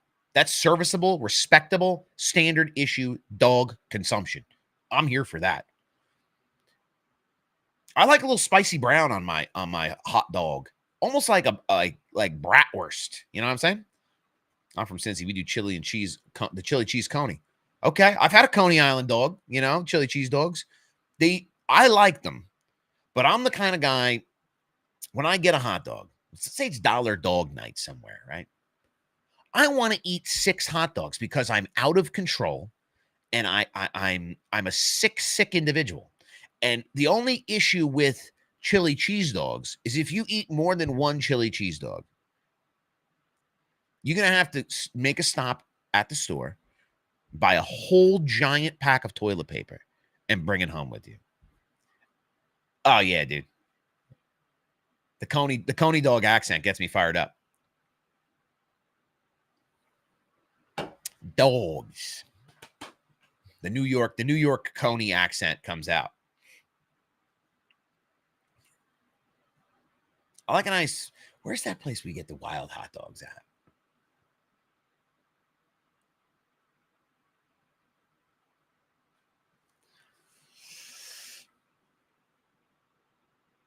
It's going to come to me after we're done talking about hot dogs, which we never have to be done talking about hot dogs. But there's a place where we get hot dogs that's like, the hot dogs are like $20 hot dogs. But they come with like chili cheese, and you can get like Chicago style hot dog, the whole thing. So I'm not going to remember it right now. It's going to kill me. Anyway. Oh, Glizzalations 316 says, honor thy dog and thy condiments. It's biblical stuff, guys. Sometimes I mess around with a chili dog with onion. I like a little raw onion on my dog. Costco dog. Ain't nothing wrong with a Costco dog either. $1.50 dog. $1.50 dog. Can you believe the Costco hot dog? The Costco hot dog is the best representation of America, ladies and gentlemen. Affordable, delicious, a sweet, savory bun, and a cool, zesty beverage to wash it all down. Come on. Anyway, that's what this show is. This show is the cool, zesty beverage to wash down your weekend. Anyway, obviously, Joe Gibbs is going to be really good at New Hampshire. Toyota really good at New Hampshire. I don't know what will tires play a strategy at New Hampshire again? I don't know. I think the last really, really exciting New Hampshire race we had was when it rained, and they and they had to go to the wets. So that was exciting last time we were doing that. That was quite a while ago, though. Kept things interesting, but I really don't know what to expect. I expect a strong showing from the Toyotas. That's really what I expect out of New Hampshire, which isn't saying a lot. I think most people would have that take. Kansas is a track in the second part of this, the second track on this second round. This is the time for Bubba and for Tyler Reddick to re-solidify themselves as contenders here. I think the Toyotas, again, run really good at these mile and a half, but Hendrick could make a push, and I think it's time to see the Hendrick. They got to let the magic out of the bottle at some point, and I think Kansas is a place they could do that. Brothers here talking about hot dogs wearing a Dale shirt. Love it. Hell yeah, dude. It's fine. It's 9:30 in the morning. If there was a hot dog sitting next to me right now, I'd be chewing on it right now. I love going golfing too. I don't even go golfing to golf. I go golfing so that on the after the ninth hole, I can get 2 hot dogs at the bar on the turn. That's over half the reason you go golfing is to eat hot dogs. That's half the reason.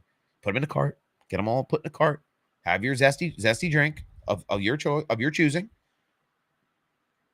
Banging. 99-cent Arizona iced tea and $1.50 Costco hot dogs are America. People say Americans don't have culture. That is culture, bro. 99-cent Arizona iced tea. Give me that Arizona green tea in the can.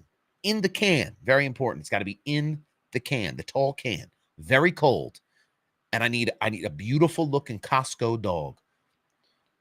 I'm going to go to Sam's Club and get a hot dog for lunch. Dang it. We got one. We got him. There's a great hot dog place. Oh, we're way off the rails.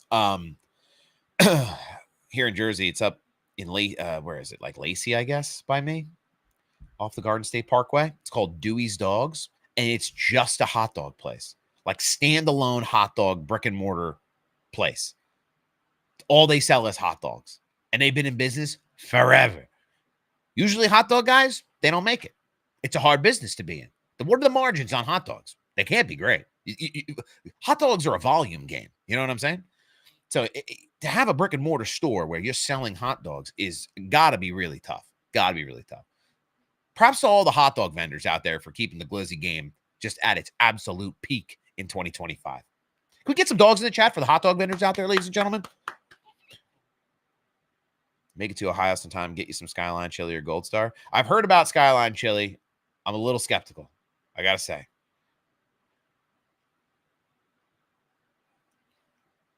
Tailgated some hot dogs at Bristol and then took those bad boys inside and joined the race. Hell yeah. That's one of the nicest parts about going to NASCAR races. You can take food into the track. Most places you can't do that. Beer and food, you can walk through security with it. Where does that happen? Not in the NFL, it ain't. Anyway. But no, Kansas, I think, is a place that you're going to see the Toyotas run really well again. But I do think Hendrick's going to come to spoil the party at Kansas. I think it's time. Kyle Larson, if he's going to make a run into the playoff and really be successful and make, quote unquote, have a successful season, I think to their benchmark right now, if it ended today, what Kyle Larson has done isn't what Hendrick's level of success feels like, or that team's level of success, feels like. So I think maybe they come a little bit correct for Kansas in that Hendrick camp. RFK has a good chance to upset a Kansas. I know Brad always runs really well there. So yeah, I think it's anybody's game any week, right? Any given Sunday is the NASCAR mantra. A spin and a wreck and a little bit of something strategy wise happens, and you can win a race. But I don't know. Just the battles that I think about are the Larsons and the Hamlins and the 2311 cars being up there at the front. But we'll see what happens. And then the Roval, which RIP, pour one out for the homie SVG, not advancing to the next round of the playoffs. Buddy, I don't know if Buddy's still in the chat, but poor Buddy. Buddy's a big SVG guy, but I'm going to tell you, you knew it wasn't going to be great. Oh, he's getting better at ovals. Is he? Someone might need to tell him. Give him a little confidence boost because it didn't look good. Didn't look good the last couple of weeks for that 88 team. I tell you. I was very hopeful he would make it through on points because if he made it through on points, you knew he was going to take belt to ass at the Roval. You knew it was going to happen. And he's probably still going to win the Roval. He'll probably still win that race. But this was his like swan song. And you don't have to win with as many points as he had. He just had to run okay. And he just couldn't handle the types of ovals they were at. I like SVG. But it's how fun is it to only watch him win at road courses and then finish 30th on the ovals? It's hard. If the Roval was in round one, does SVG advance? Yeah, absolutely. Absolutely. He no doubt would dominate the Roval. I would, any road course, street course, if they put it into a playoff, I think it's SVG's to lose. I'll say that. Because now you have Zilich and you have other people who are going to come up. Now they're going to challenge him next year. I'm thinking about next year, right? So say the Roval's in the first round next year. It's not, but let's hypothetically, let's play a game here. You know, next year's going to be harder for him at road courses because of Zillage, because of some of these drivers that are getting better on the road courses. So I still think they're his to lose, though. I kind of like watching the Roval. Hate running it on iRacing.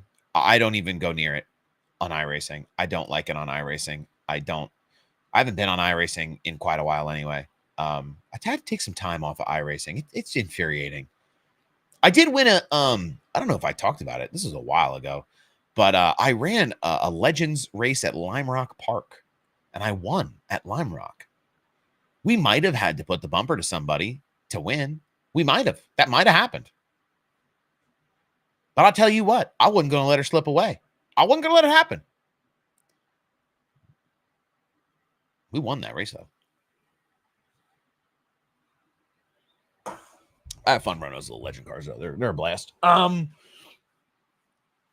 think the big thing at the Roval is for the playoff drivers. Obviously, you know, SVG is going to do whatever. He's going to be out there to win the race. These playoff drivers are going to have to be a little smarter with it. And we saw some stage strategy happen at Bristol. I thought what Ryan Blaney did was super smart to win stage at Bristol, beating out Ty Gibbs, you know, half a car length, you know, coming down, getting the tires, doing the whole thing.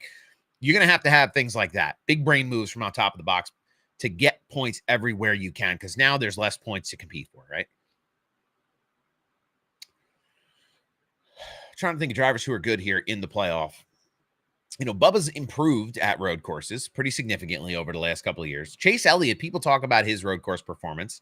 He was really good in the Gen 6 car. I thought he was a road course kind of, not a ringer, but he was really competitive. We know William Byron has a good time on these types of tracks. He runs really well at COTA. Christopher Bell runs really well at tracks like COTA.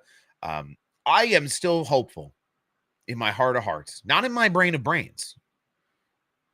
Here, not here, that Kyle Busch will win, and I think his best chance is at a road course.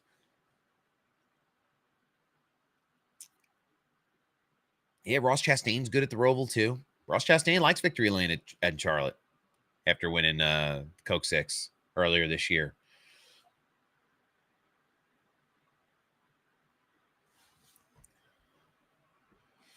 Time for Larson to dominate. Dominated it last year. You never know. I think how long can Larson go on for without like a Larson-esque performance before people start going, what's going on with this guy? What's happening? Hello, is anyone home? You know, I think a lot of Hendrick fans are already super critical of their drivers. They're the most critical fans in the sport. But it's hard. It's hard. He runs a lot of different series. It's tough. Different types of racing are not easy to adapt to. I don't know what the issue has been, but since the Indy 500, since running the double, it's been that was kind of the mark that people use to measure his lackluster. Lackluster for him is different than lackluster in general. So let's just set that precedent right away. But his decline in dominating showings happened right around that Indy time. Yeah.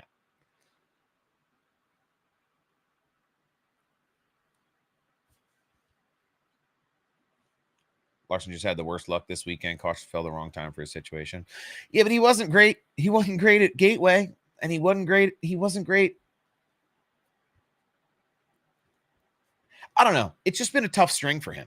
It's not like it's like one thing. I think it's just been a tough string for him and that team, and they're putting it back together, which, you know, I never count out Cliff Daniels. You know, they're putting it together a little at a time and taking it week by week. It's a unique situation for Hendrick to be in, where they're, you know, usually they know, like, okay, we're going to be really good here. We're going to run really fast. We're going to win this many races this year. They're kind of in a seat now where they have to kind of shrink back down, come back down to earth, look at what's right in front of you. One step at a time. Let's do one step at a time. Let's get comfortable.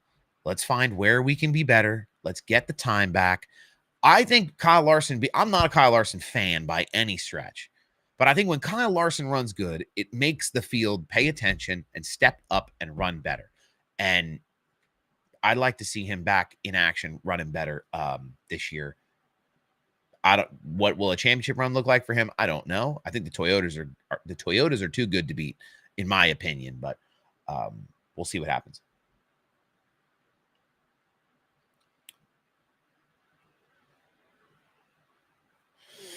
All right, we're going to run through some of the stats we ran through early in the race or early in the show again, because we got about 15 minutes left here, right? How'd we do today? We liked this show. This was good. Everybody, we got 17 new followers here on TikTok. I'm sure we've picked up a handful here along the way on the ATYL Media family of channels on Facebook, YouTube, Twitter /X, right? This was a good show? Braden, thank you for the follow. I hope Denny fences Kyle at Phoenix for the chip. That would be something, wouldn't it? And then has to go up there and shake hands with Steve Phelps. Mike, thank you for the follow. I appreciate everybody being here. Do we like the show today? 15 minutes left. We got time to wrap it up and chat a little bit some more. We're not closing out, but this was good. Kind of the first one with the new camera. I like the new camera. I feel very professional. I feel very fancy. I feel like I'm a content creator now, Like it's better than I mean, don't get me wrong, the iPhone videos do well. But I feel like the new camera give you a little juice, give you that little inspiration to come back, do some new video. That's my goal. I want to do some different video, clean things up a little bit. We've come a long way. So, is the 21 driver okay? Because he got on the he's got car on the fire at a pit stop. Yeah. Is Josh Berry okay? I think he was all right. They pulled him out of that car in a real hurry. That car was blowing up though. That was the first really rough fire of the night at Bristol. So, crew guy come over. It was kind of funny to watch, not funny, like haha funny, but he just grabs him out of the car, under his arms, like a baby, just whoop, and just pulled him right through the window. It was kind of wild to see because Josh Berry's not a huge dude, but those boys that they got on them pit crews are huge dudes. And I don't know, it was just kind of wild to just whoop right up out of there. I think Austin Cindric was coughing in his post-race interview. That one I think was the most serious because he stayed in the car. Like he stayed in and drove the car away. So I don't know what the protocol is for fire in NASCAR.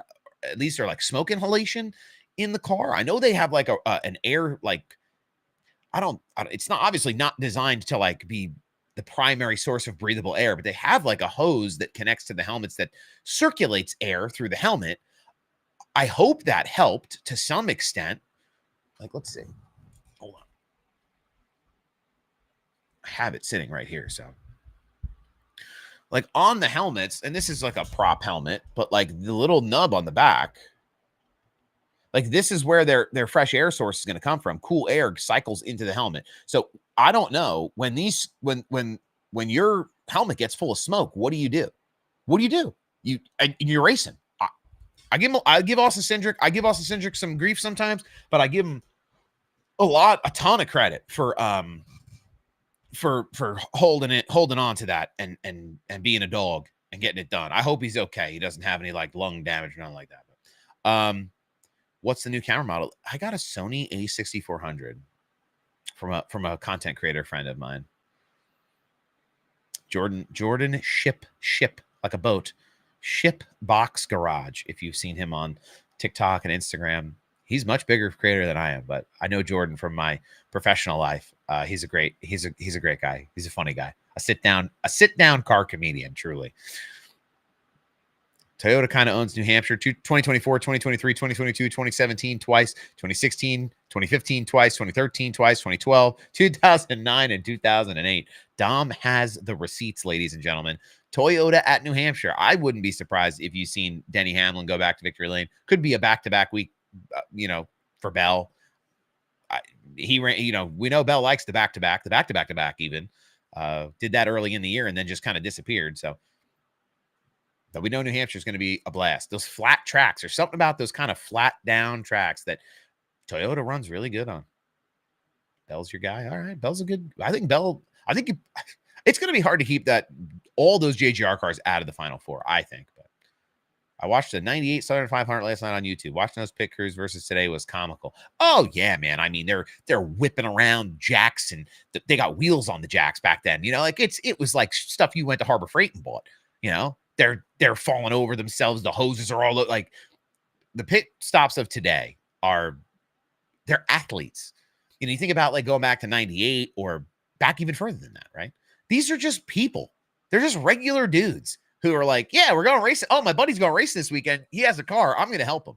Like, that's what short track pit stops look like, you know? Like regular dudes. Like, oh, what do you do for a living? Oh, yeah, I'm an electrician.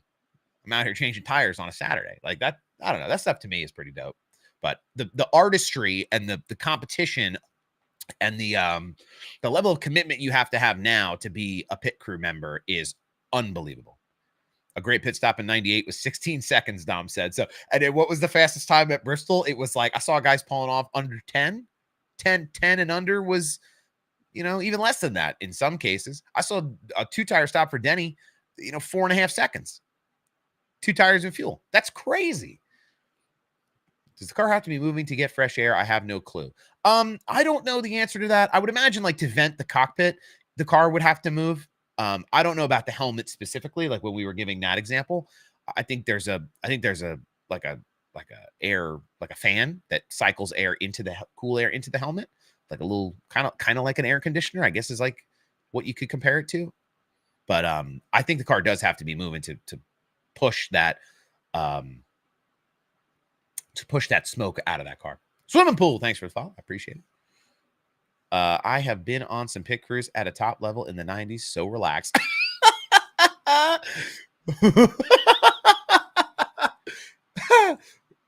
NASCAR Will. He was coming for NASCAR Will's neck without even knowing. I don't know. I think back, right? And I think about guys like Chocolate Myers, who's a legend, right? But like, there's like, I saw a picture of a trading card of his with the gas can, right? And he's in like the 3 uniform and the helmet on and everything. Chocolate Myers is a big dog. Like he's a beefy dog.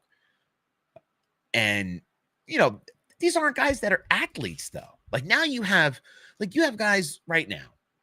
Let's talk about pit crews. I'm trying to think of the right word.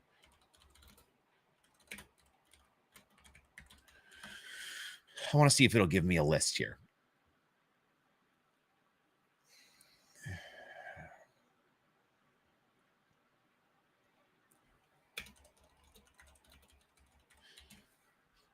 You know, when former athletes are coming in, right? Okay, so here's a list. So Josh Bush is a rear tire changer for Trackhouse. He won the Super Bowl with the Denver Broncos. You know, he was a defensive back at Wake Forest and then goes into the NFL, plays for the Broncos, wins the Super Bowl, and now he's a pit crew guy for Trackhouse. Like, that is crazy to me. Like, the evolution of the pit crew has changed so much. Marshall McFadden is with Trackhouse. That's a name I recognize, and I'm a casual NFL fan. You know, a linebacker from the Rams, he's changing tires for these guys. There are a lot of these guys are on the Trackhouse side of things, aren't they? You know, former college athletes, a lot of the time, that don't get a shot in the bigs, they end up on pit crews. A lot of baseball guys. There's even pit crew guys who come over from IndyCar now. I don't know what they get paid. I don't know what they make. Let's see if Google will tell us.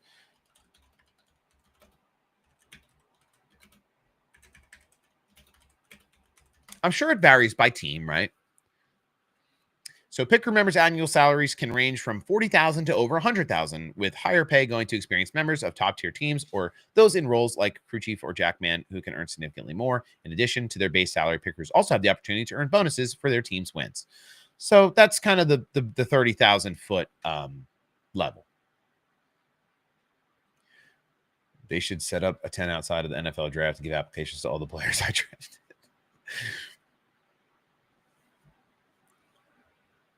Chocolate is a big red smoky type dog. Yo, Chocolate Myers definitely was smoking Marlboro Reds behind the pit box. That's old school. That's old school stuff, you know? That's like when you go back and you watch, even when I watch some of the early 2000s stuff, I watch like I was watching the Busch Series races from the early 2000s. It's just so different. Like, it's so different. I don't know.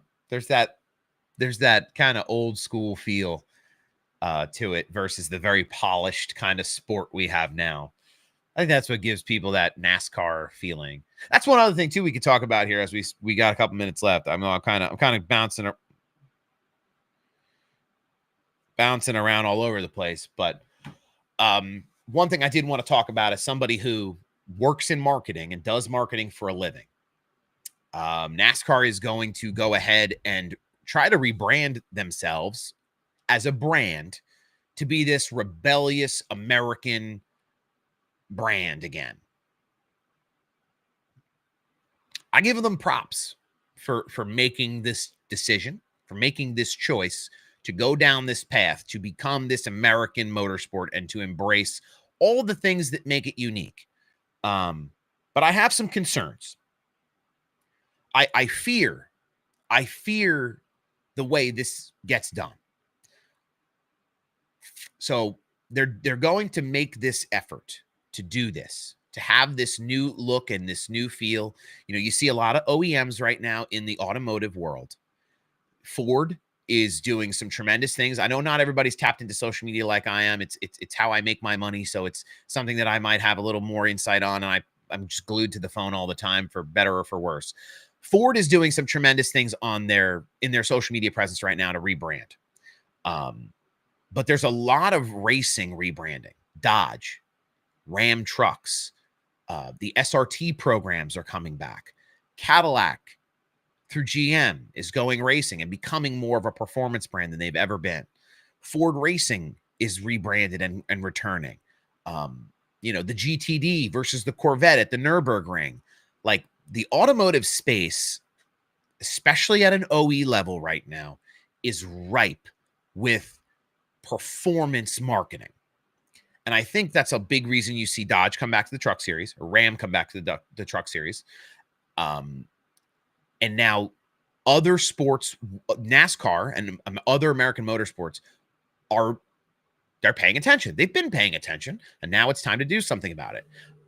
Now, NASCAR is hiring an agency to go out and make this happen, this marketing push happen, to rekindle this rebellious American spirit of NASCAR. And agencies are great. They're full of very diverse knowledge and new and open perspective outside of the internal institutional knowledge of an organization. NASCAR's marketing has been on social this year. I cannot think of a brand that's doing social media better, in my opinion. When you talk about attracting young people and keeping up with trends and creating content that's not just engaging and entertaining, but is high quality and informative, to me, I think the videographers and the social people over at NASCAR are doing, the teams over there and the folks that they have on in those roles are doing a great job. Hot dogs in the chat for the NASCAR social team, ladies and gentlemen. Can we get some dogs in the chat? Anyway, but I think when you go to a broader, zoomed out marketing push, it's hard to market yourself as rebellious because it's easy to seem disingenuous. You know, it's like a biker club. How would the Hells Angels have marketed themselves as rebellious? They didn't need to. They were. That was the marketing.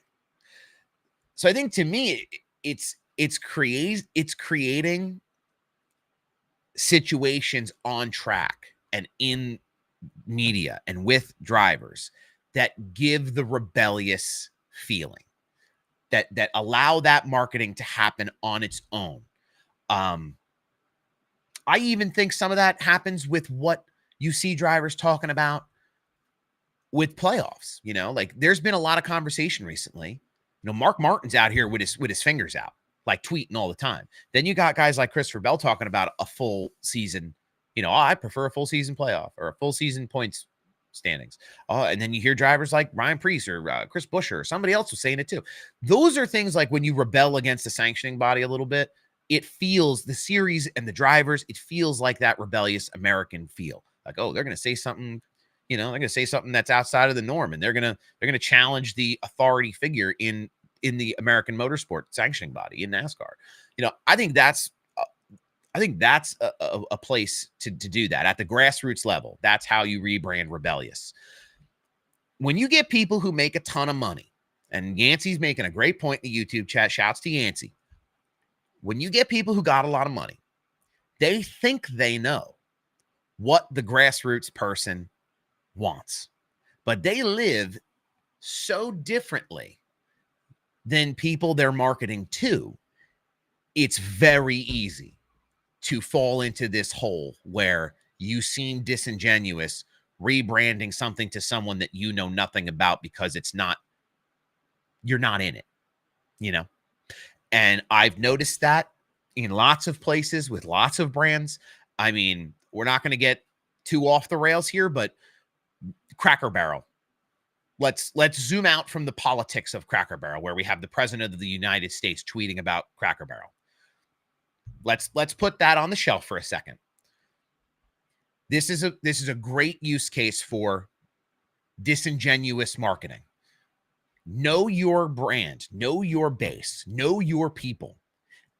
Obviously, even today's world, the NASCAR fan has evolved from beyond the old days of ripping darts and cranking beers and singing Sweet Home Alabama all summer long. It's gone a different way a little bit, but people still like that American rah-rah V8 motorsport feeling. It's evolving, and it's important that they don't go so far that it feels silly, that it feels embarrassing, that it gets cringy. And I hope nothing but the best, because their marketing this year, their social media marketing has been, bar none, some of the best brand marketing I've seen from an internal organization. However they have that set up, it's great. It's great. So I really hope that as they make this next step and they evolve their rebellious feeling, their rebellious spirit. This is a sport that was started by running moonshine. Like, they want to get back to the grassroots a little bit. There's ways to do it, and then there's ways to mess it up. And I just really hope they find that healthy balance. I'm obviously never going to make everybody happy, which is the nature of the NASCAR fan. We can never be truly happy.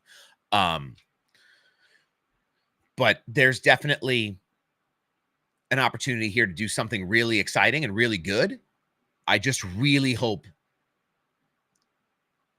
it's done good. It's done well. And they've tasked this agency, and I read the article in Adweek, and I know this is not exactly NASCAR news, like on track news, but it's something that will shape how you and I see NASCAR and the perspective of the sport in general.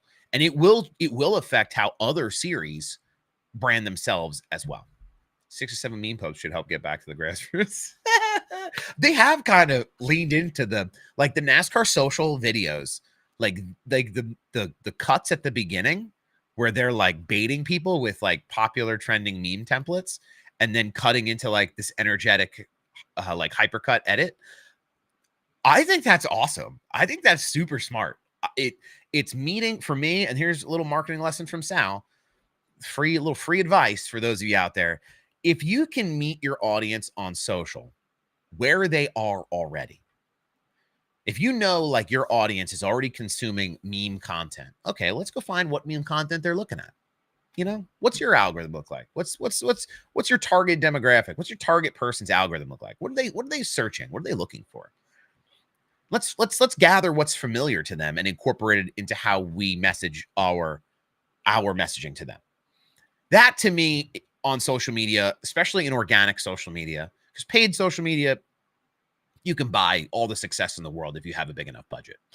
But that, to me, is how to build successful connections with your audience. And that's not just how you get big views or whatever, but it's about retention for me and building on that. So once you bring them in, now you've got their attention.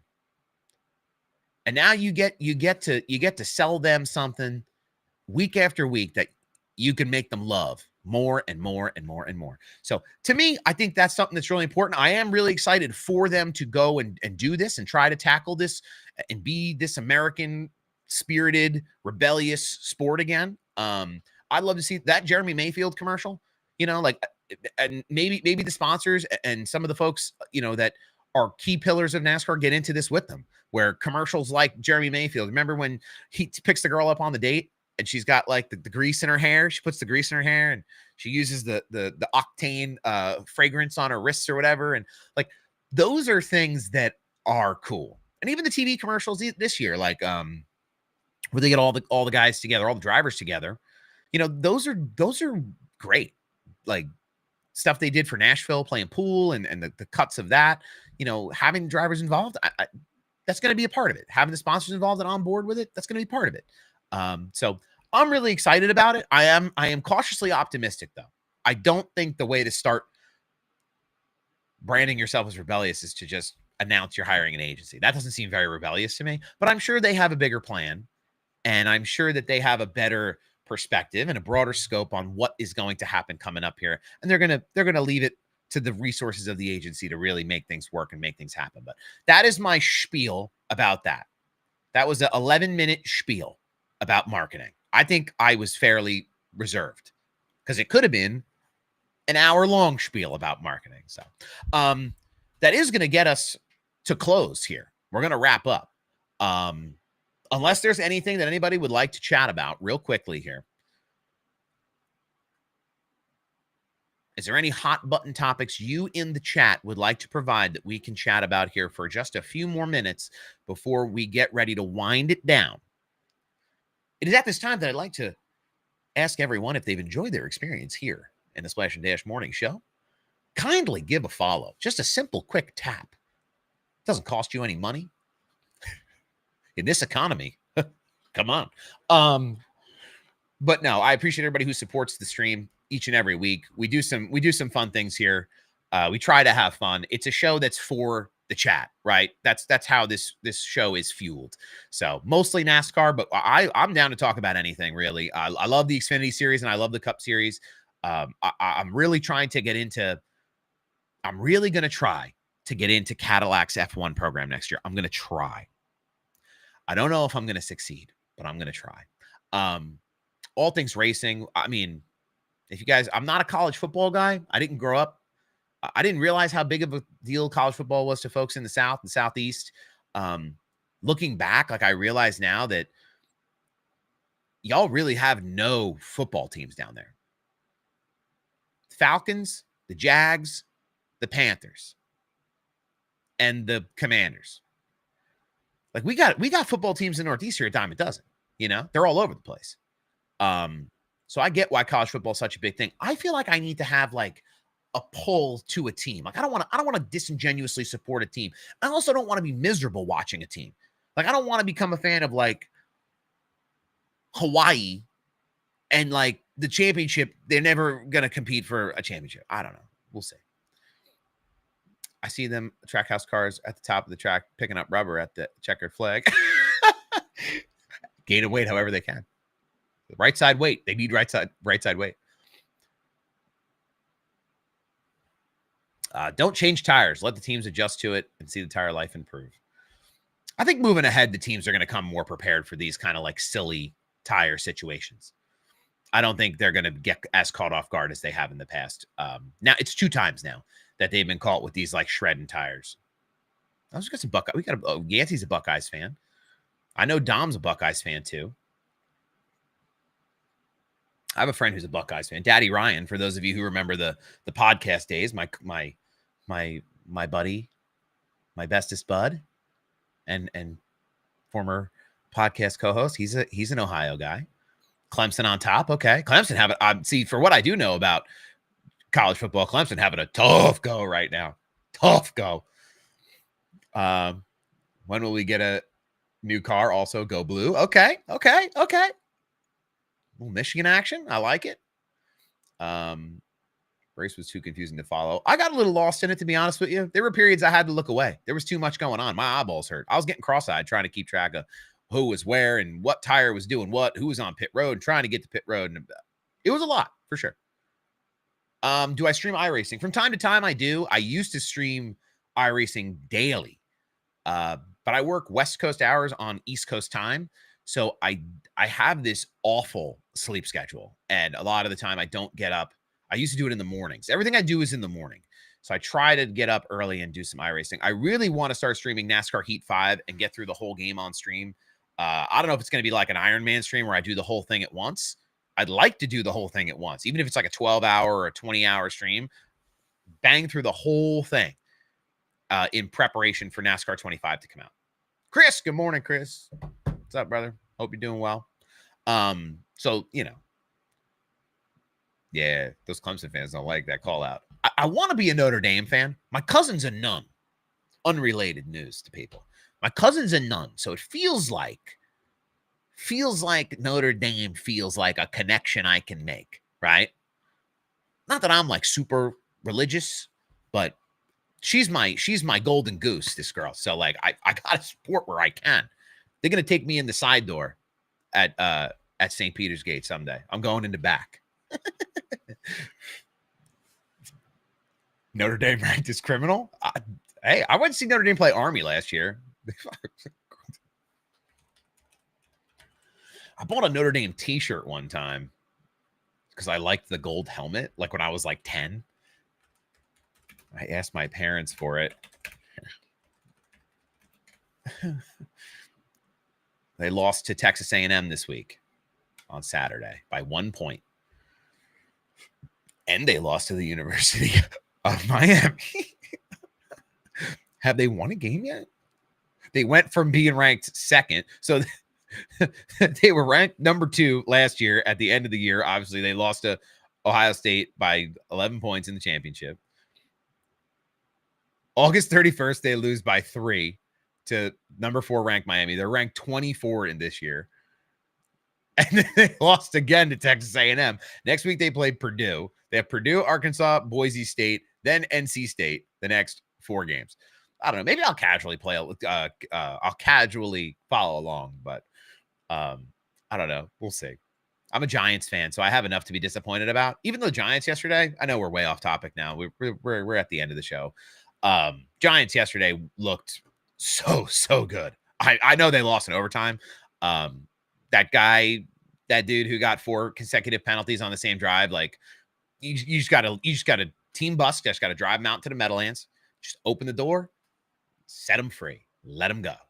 He's done. Let him out into nature. Do not allow him to return to MetLife Stadium.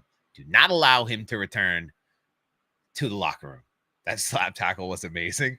It was crazy. It was crazy work.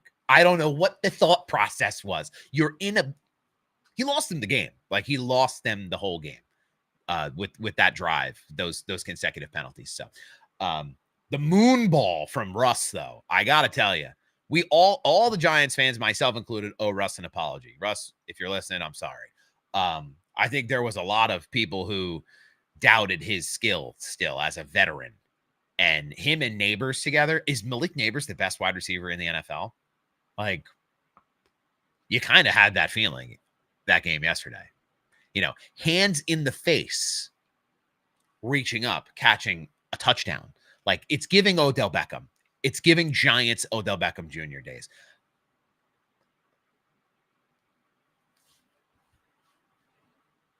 I don't know.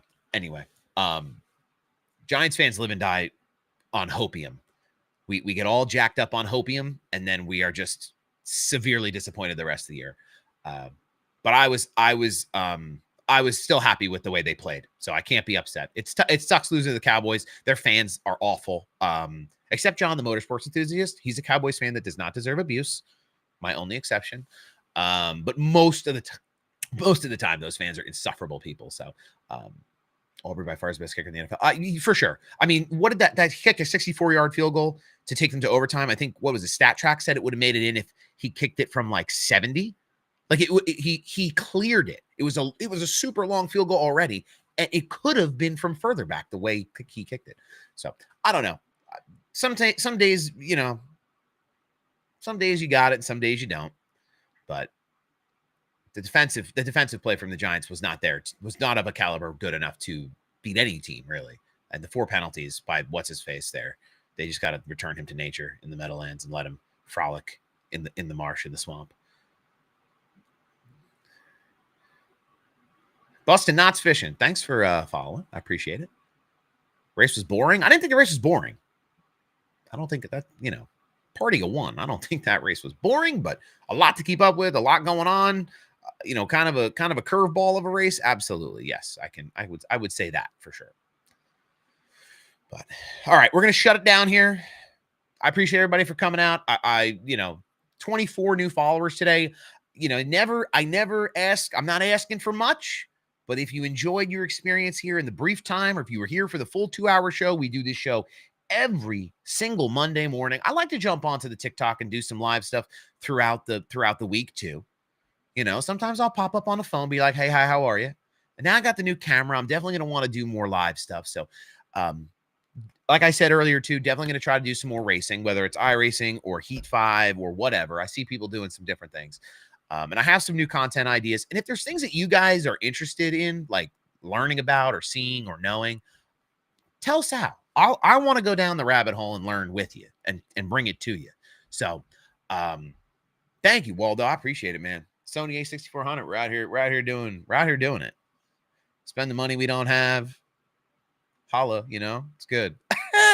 But yeah, I'm trying to like evolve kind of the content here, make it a little more polished, a little more professional looking for the motorsport space, for the NASCAR space, and hopefully that does something for me. So the end of this year is going to be a kind of a trial run for all the new stuff, and then really going to hit it hard in February and even in the off season too. There's going to be some stuff I do in the off season that we're still talking about. Some big idea people have some big ideas, including me. It's just trying to understand what's possible right now for some off season content. So we'll see what happens, but you are welcome, Yancey. Thank you for being here in the YouTube chat. I appreciate you hyping it up. Waldo, thank you for following on TikTok. We're trying to step up. We're trying to do it a little better. We're doing good. Now let's do great. You know what I mean? I'm channeling my inner Jameis Winston. You know what I'm saying? But I appreciate everybody who stopped in today. We went a little longer than we should have. Taylor, I hope that's okay. Taylor Kitchen, ladies and gentlemen. Can we get some hot dogs in the chat for Taylor Kitchen?